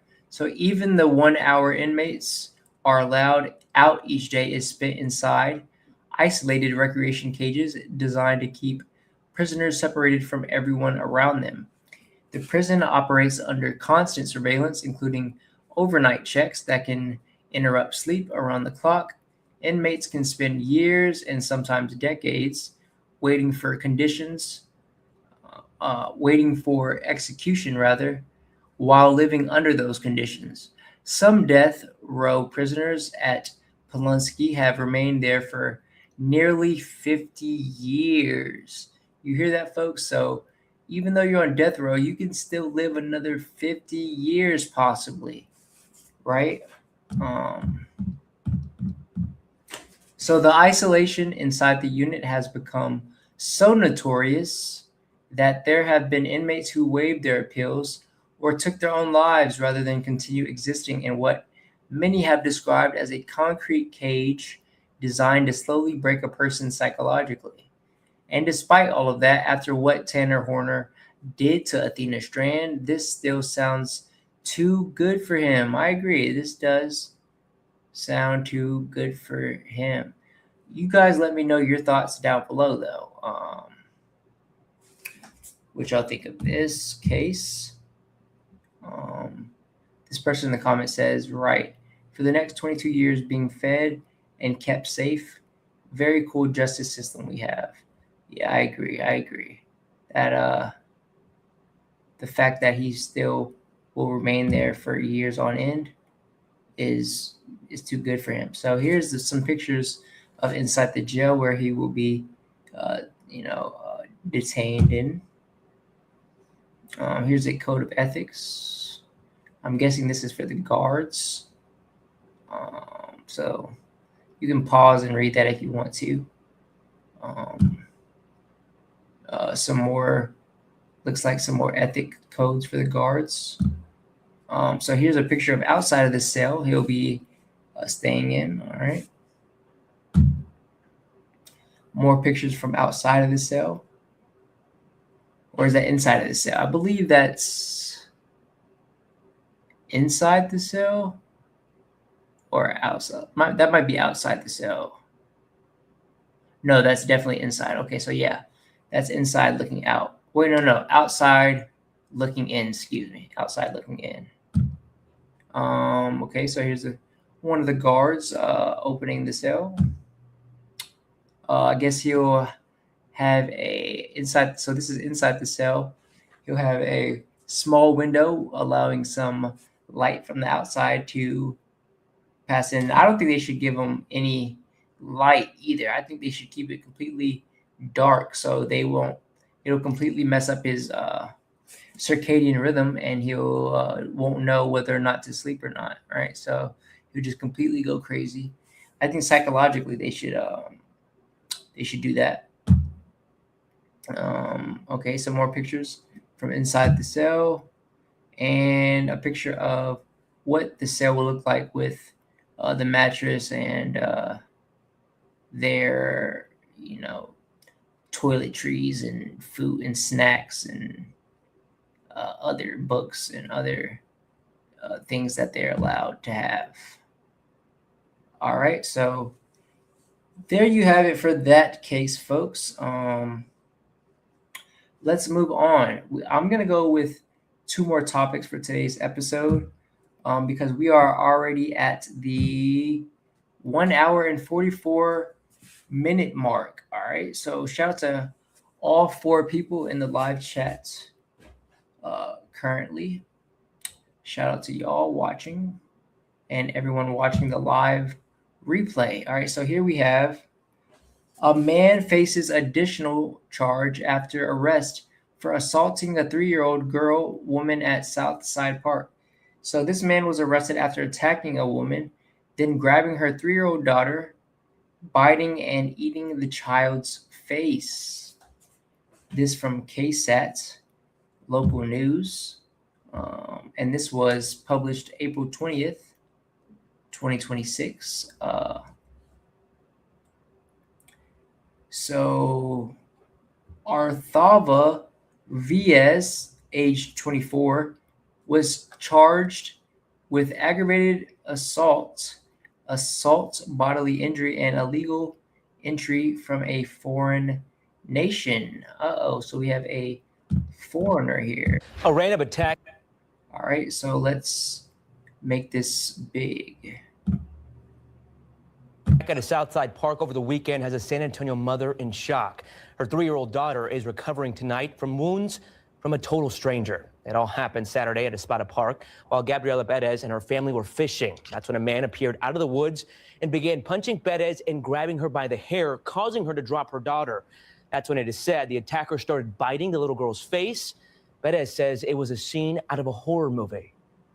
I think whenever he was, like, everybody was already there, I got up and I was like, this is a zombie movie. Like, what the heck?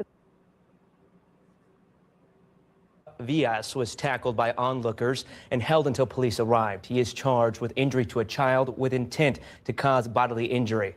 San Antonio police say it's unclear what led to the attack. All right, so folks, it looks like today's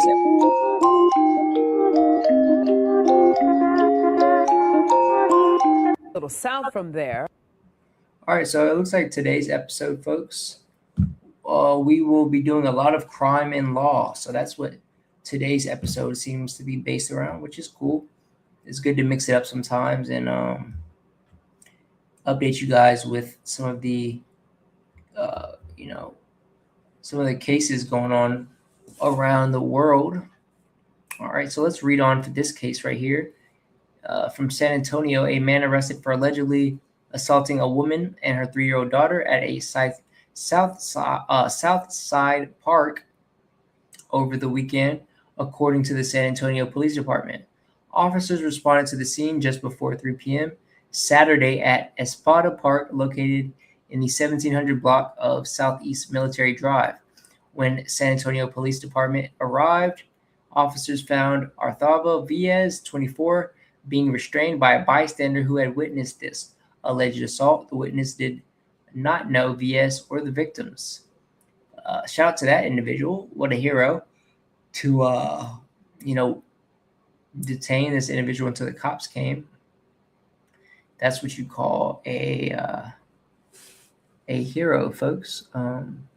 So Gabriela Perez, 27, told KSAT she and her family were fishing at the park when the random attack happened. She said VS was a total stranger.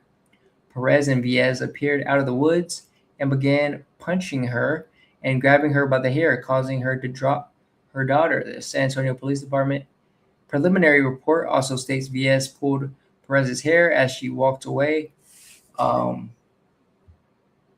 with the child. Perez fell to the ground, police said, dropping her daughter. All right. So Perez says, quote, he tried poking at. So Perez said he tried poking at her eyes with his thumb. He hit me. He was a big man. I just remember laying there and looking for her daughter, and I just see him on top trying to do the thumb. Perez said Villas began biting her daughter's face. She said it was like a scene out of a horror movie. I think when everyone was there, I got up and was like, this is like a fucking zombie movie. Like what the heck? Perez said. Police said the child suffered serious. Oh, let's go back up. So police said the child suffered serious bodily injury. The report states that Perez and the child were evaluated for the injuries. San Antonio Police Department did not mention drug use in the preliminary report. However, Perez said someone VS was with the However, Perez said someone VS was with did mention partaking in drugs. So Perez remembered, in quotes, One of the persons that he came with bought some wax off of a California website and said it was legal here in Texas. San Antonio Police Department witnesses restrained VS until officers arrived. Shout out to those individuals. Quote, they did such a selfless thing and it still helped us, me and my child. Scroll down here. I was kind of freaking out, and then finally they came.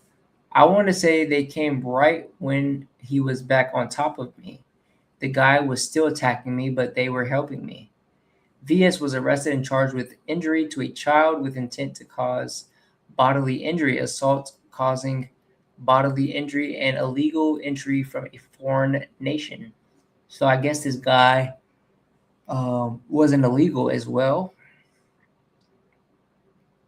So on April 18th, the Department of Homeland Security, or DHS, said U.S. Immigration Customs and Enforcement, also known as ICE, lodged a detainer requesting the city turn VS over to ICE. It is unknown what led to the physical assault. SAPD said the investigation is ongoing. And I believe this individual was probably on drugs, right? So, yeah, that is what led to this physical assault, in my opinion. All right. So this investigation is ongoing, folks. I will keep you updated when I hear more about the verdict and what happens to this individual. All right. So something everyone's been talking about is the D4vd case, or David, right? So many of you have probably heard about this. I didn't want to cover it because a lot of people already were. I mean, I shouldn't, but I didn't find it interesting at first. But as more and more evidence is popping up in this case, it is hard for me not to cover it and share it with you guys. All right, so let's get into this David case. So here we have David pleads not guilty to the charges related to the murder of Celeste Rivas. His lawyers are asking for a preliminary hearing within 10 days. So he's pleading not guilty, folks. I don't think this is smart. I think that because when you plead not guilty, I think you waive your rights to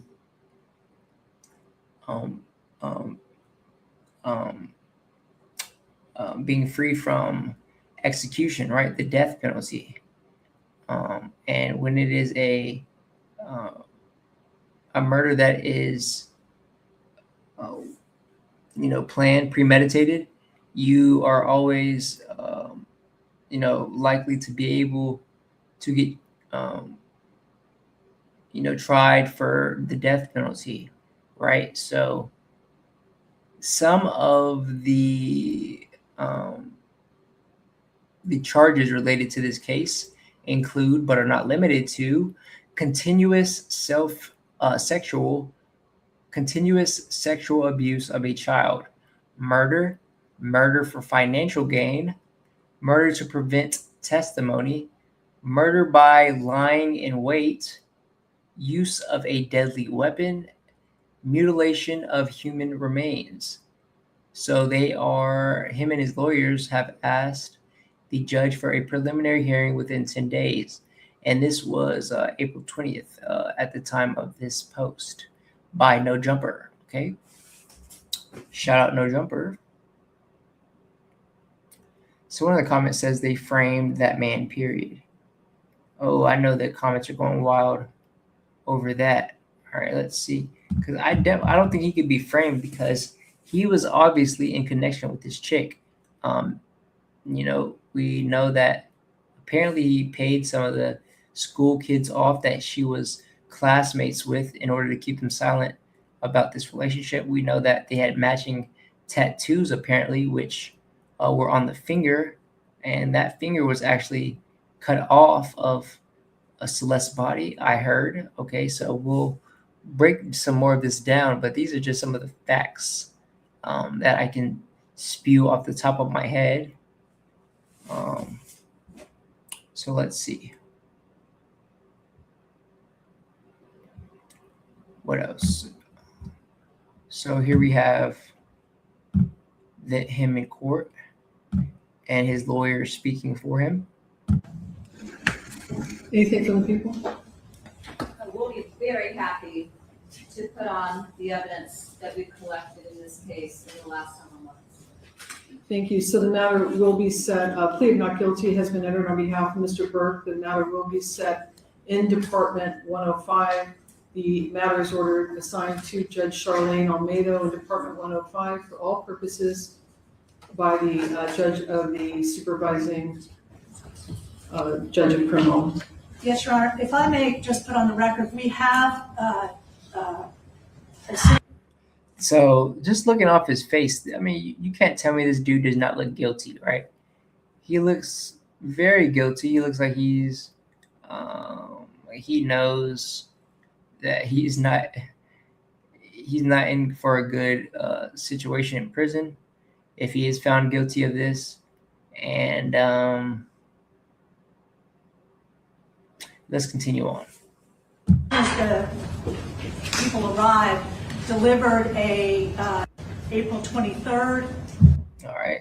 So I didn't catch the beginning of this clip. Let's listen. As a 3 of 10, Your Honor. Anything from the people? All right. So that's his judge speaking for him, and that then the informal discovery request consistent with Penal Code Section 1054. We have been given almost no discovery thus far. I said judge speaking for him. I meant to say lawyer. You guys know what I meant, right? All right. Received a 3-page follow-up report, no autopsy report, and a copy of the complaint. And we would ask the people respectfully to produce discovery at the earliest opportunity. Informal discovery request consistent with Penal Code Section. All right, let's continue on some more for this case. What else has been reported? All right, so David reportedly killed Celeste Rivas with a sharp instrument, according to prosecutors. The charges against David include, okay, we've already read those off. All right, so let's see what else we have. All right, so we've already read the charges reported against this individual, David. So yeah, this case is obviously very disturbing and intense in nature, and garnering a lot of attention of people out there, because he is a prominent figure, being a well-known rapper singer. So he's got some pretty severe charges accused of him right now. So these are accusations that are laid out by prosecutors, and the court process will ultimately determine what is proven. So the situation remains active, and public focus continues to grow as more verified information comes forward. And that's what makes me interested in this, because the more evidence that comes out, like the mutilation of the body parts, apparently he used a chainsaw to mutilate the body.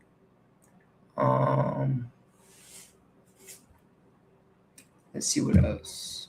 All right, so yeah, that's that. Let's see what else we know. So apparently singer David killed a 14-year-old to silence her, Celeste, right? So then ordered a burn cage on Amazon. All right, so prosecutors say David stabbed the 14-year-old at his Hollywood Hills home, then ordered chainsaws, a body bag, and a burn cage from Amazon to cover it up, all under a fake name. Okay.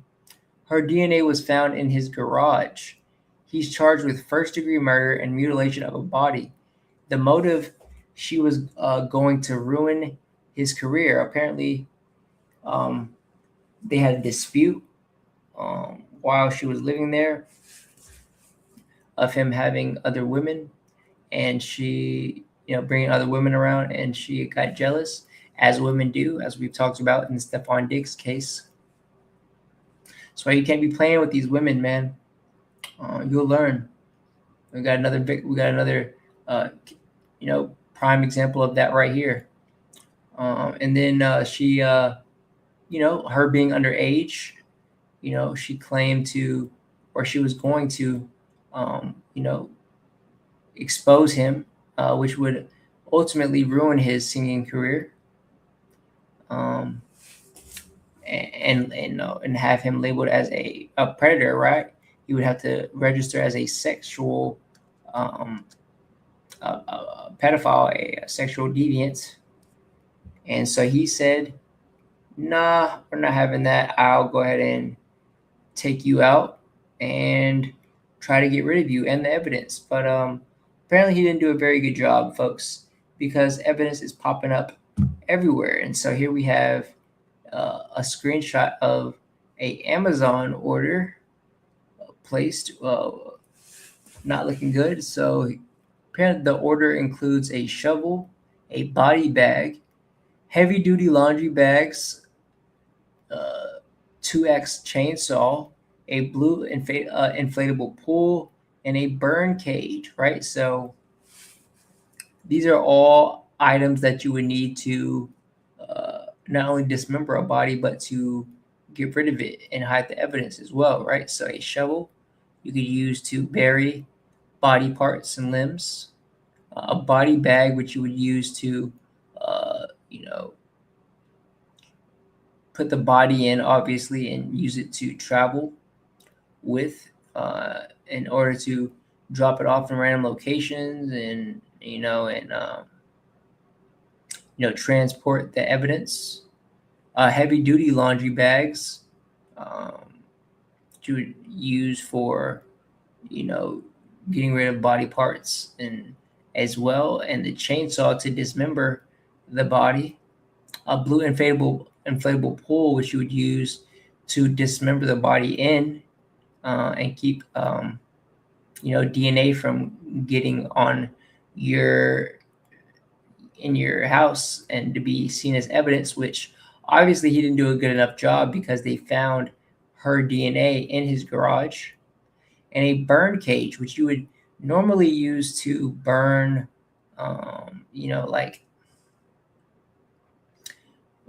anything from trash to animals, and dismember those, and to get rid of things like that. But you could also use that to burn a body as well, right? So we have a motive, which would be financial gain, to silence her before she ruined his financial career, right? So we have a clear motive at hand. This comment says, who the fuck orders a body bag on Amazon? What the fuck does Amazon even have? I know, why the fuck does Amazon even have that? Yeah, something's fishy about that. This person says, I feel like he wanted to get caught. He even made a song about it. Yeah, and then that's another thing, right? All his music leads us to believe that he was almost bragging about his murder, right? Was it romantic homicide, right? Like come on now. In the music video, he has a girl that looks like Celeste in it. If you go and check that out, I'm not gonna look it up. I don't want to get copyrighted. Quite honestly, I don't want to promote his music either. But if you do, go look up some of his music. A lot of his music and his music videos would directly lead you to believe that he was, I don't want to say bragging about it, but maybe he was guilty, or he was guilty, like he had a guilty conscience about it, but he also used it to further, make music and promote his music career, right?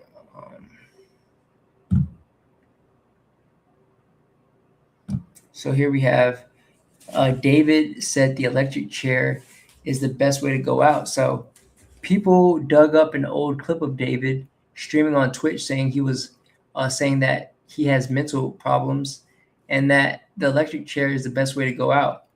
This is some insane foreshadowing, as currently he might face the death penalty. So here we have that clip. Looks like they're on either Twitch or Kick. So let's give it some volume.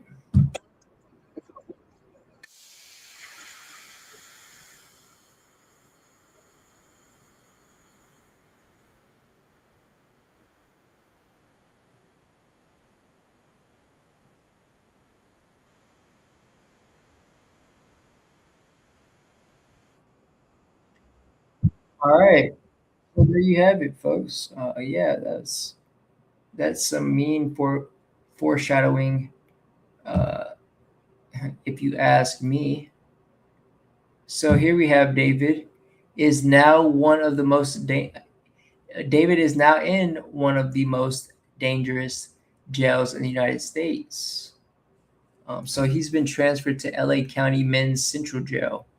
TMZ reported that David was transferred to a segregated single cell for his protection on Monday night. He will not have contact with visitors or other inmates, and law enforcement sources told the outlet that his cell is, quote, dirty and smells. All right. LA County Men's Central Jail is widely considered to be one of the most dangerous jails in the United States. And here we have some of the current jail conditions. He's held in segregated jail cell and escorted to showers every other day. He's only allowed to make phone calls on days that he showers.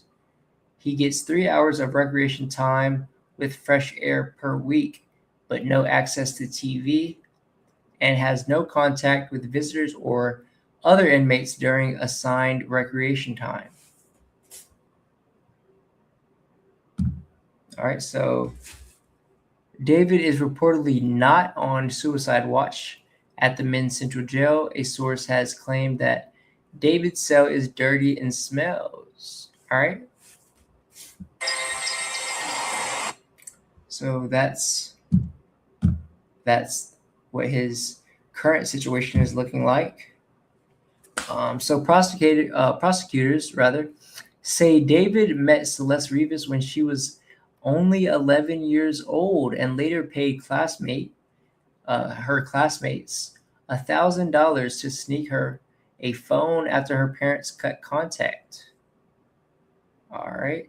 So according to authorities, their relationship later turned inappropriate, with claims it became sexual in late 2023 when Celeste was 13 and he was 18.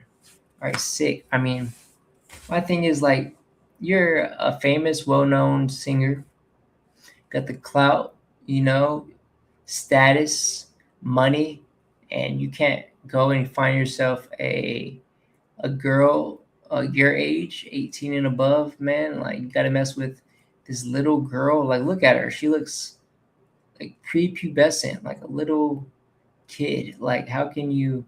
There's some sick individuals out there, obviously, but just, my thing is, like, why? Like, why? Like, are you seriously attracted to this little girl? So Celeste's family reportedly filed a missing persons report twice in early 2024 after she returned home. Her parents took her phone to stop communication between the two. Prosecutors allege David paid one of Celeste's classmates $1,000 to secretly deliver a new phone so they could keep talking to each other. Right? So this dude is down bad to have to pay someone $1,000 to sneak a phone to some little to a little kid, right? So authorities also claim the two continued seeing each other and even traveled together throughout 2024, with evidence like messages and photos reportedly backing that up. Recovered texts between Burke and Rivas contain references to sex, pregnancy, abortion, and the use of Plan B emergency contraceptive. The brief alleges Burke and Rivas also exchanged explicit photographs documenting and corroborating their sexual relationship, it claims. All right, so here we have a picture of David looking like he is, I guess this is him paying the student $1,000. Someone took a picture of it, I guess, and here he is giving the phone to Celeste. All right, and here's a picture of the Tesla found in that car park that so the picture of the Tesla that Celeste's body was found in David's Tesla found in the car park. Okay. Do we have more on this? We do. All right. So David and Celeste, the texts confirm that David may have got Celeste pregnant when she was 13. All right. So let's see. So here are the texts right here. They're kind of small. So it says text exchanges between the victim. Here, I'm gonna have to pull this up on my phone because that is so incredibly small to read. Give me a second here, folks, while I find this monologue. But in the meanwhile, folks, meantime, y'all let me know how your day is going. How are y'all feeling out there? How's everyone's weekend going so far? All right, so I found, oops, nope, wrong one. Nope, still didn't. Okay, I cannot seem to find this. All right, either way, folks, I don't need to read the text. And this is honestly, pretty much just stating that the alleged texts between David and Celeste confirming that David may have got her pregnant. All right, so what do y'all think about that? Obviously, that's clear and damning evidence that they had a relationship and that he would have motive to perhaps get rid of her because she was a minor. All right, so more on this case. David was seen apologizing for a bad smell in his home 2 months after allegedly murdering and dismembering Celeste Rivas in that same house. So this video is going to show David apologizing to his friends about a horrible smell in his home in a clip from a July 4th, 2025 live stream where he's hanging out with his friends Neo and Sukana. At one point, David interrupts them to apologize for the way his bathroom smells, saying it was because he had shit in it 2 hours earlier. All right. In documents filed this week, prosecutors claim David lied to his friends, business associates, and others who noticed the strong smell of decay in and around his home and vehicle. It's not yet clear whether they're basing that on video or witness testimony. All right, so here's that clip. Hold up. Put some volume on it. I hate that Instagram mutes it automatically. It makes me add volume every time. That's kind of annoying. Either way, let's continue.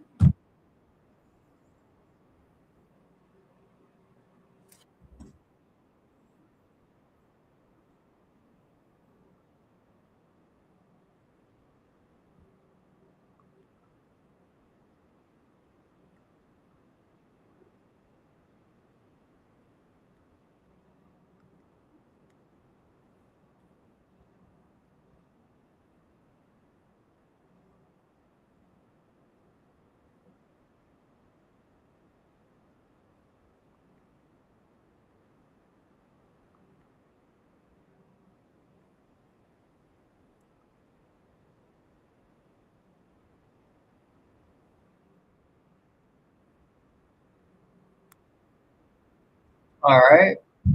All right. So they are bonding over taking shits. Nice. That is what our new generation live streams now. All right, so there you have it, folks. So one of the comments says his friend guilty too. Look at his face. He knows exactly what David was talking about. All right. So Nancy Grace calls out Celeste's family silence while the internet demands justice for the 14-year-old.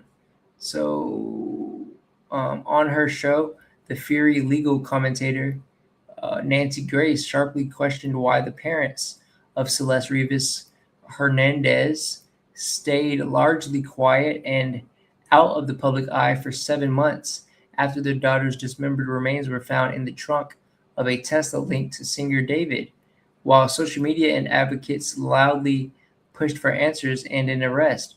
The family issued almost no statements until after Burke was charged. Right, so that's a good point. Like, the family is definitely, guilty in some ways for letting their child, for knowing that the child was gone, missing, without reporting it. And then didn't say anything about it until after the body was found, right? So they are, in my opinion, just as guilty in this case as this David character. Okay, so this person says, right, because her family was just completely negligent with her. This person says, her family actually went to the police multiple times about this relationship, and the police did nothing and said they needed more proof and constantly reported her missing, and she would come home and run away again.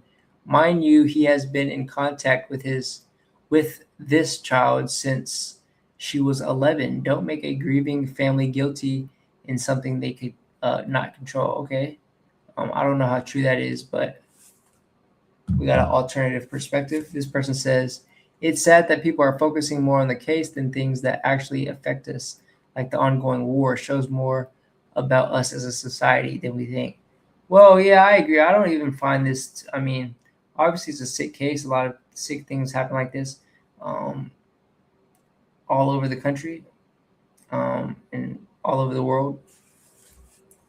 But I'm covering it because it's a famous case, right? And a lot of eyes are on this case. So I'm going to get my slice of the cake in this as well and give my 2 cents.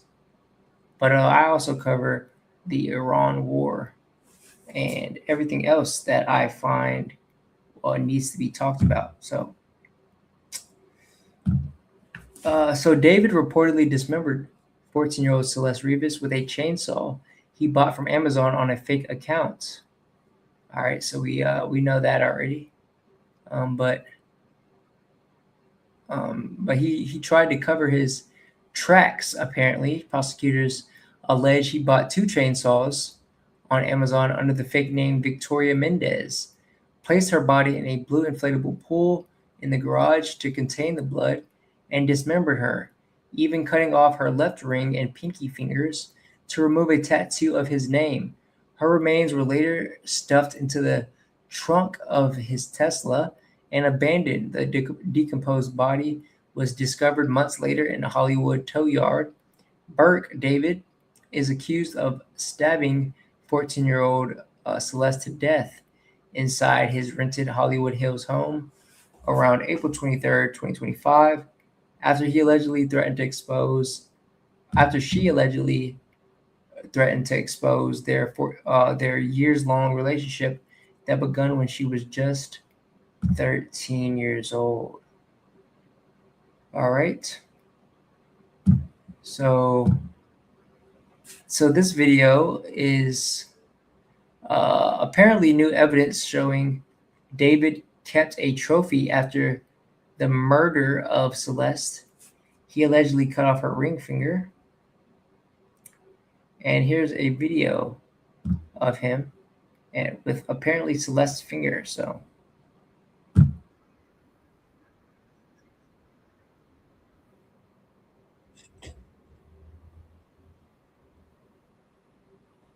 is that a finger, folks? I don't know.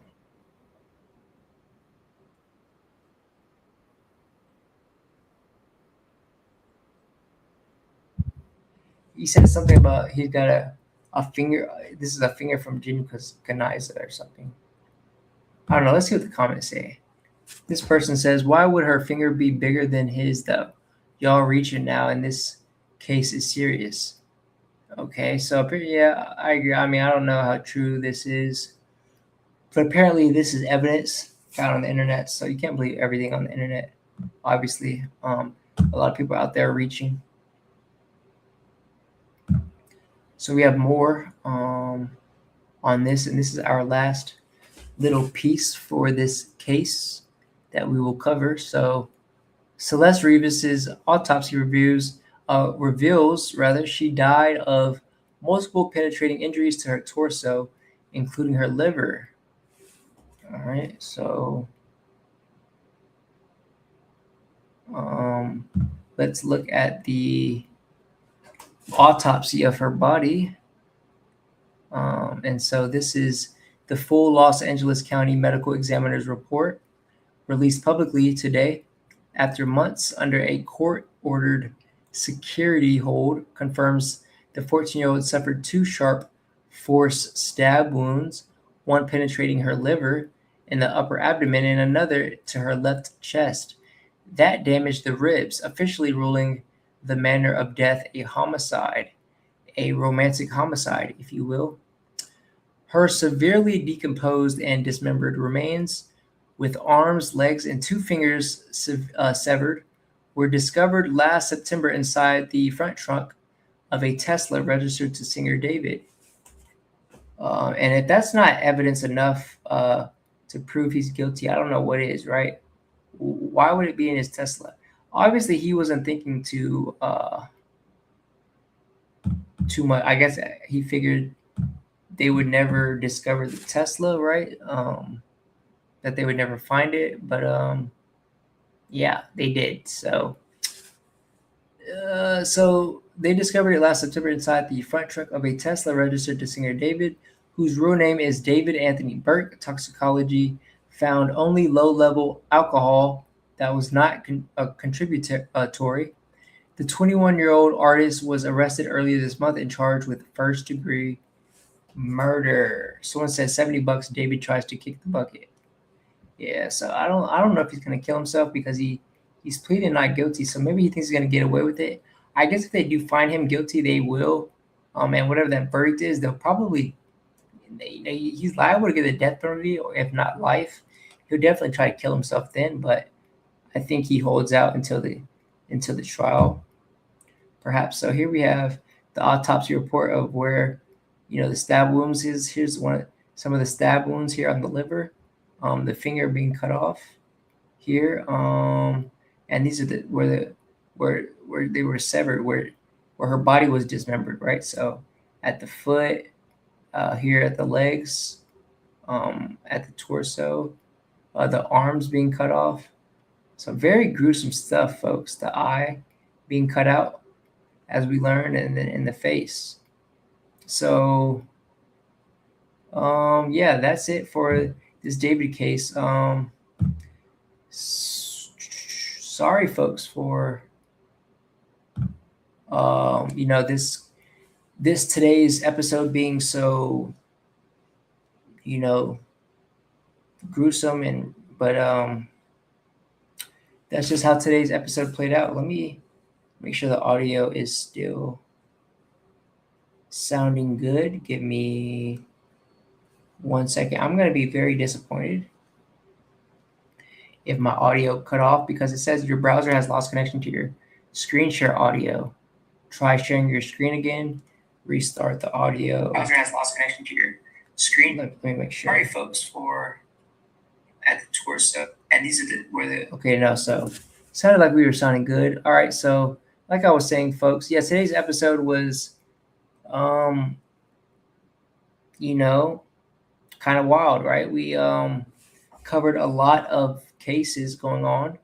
Today was more of a true crime episode, if you will. And I hope you liked today's episode as much as I enjoyed sharing it with you guys. We have a lot of more topics coming up for today or next week's episode, and a lot more to talk about.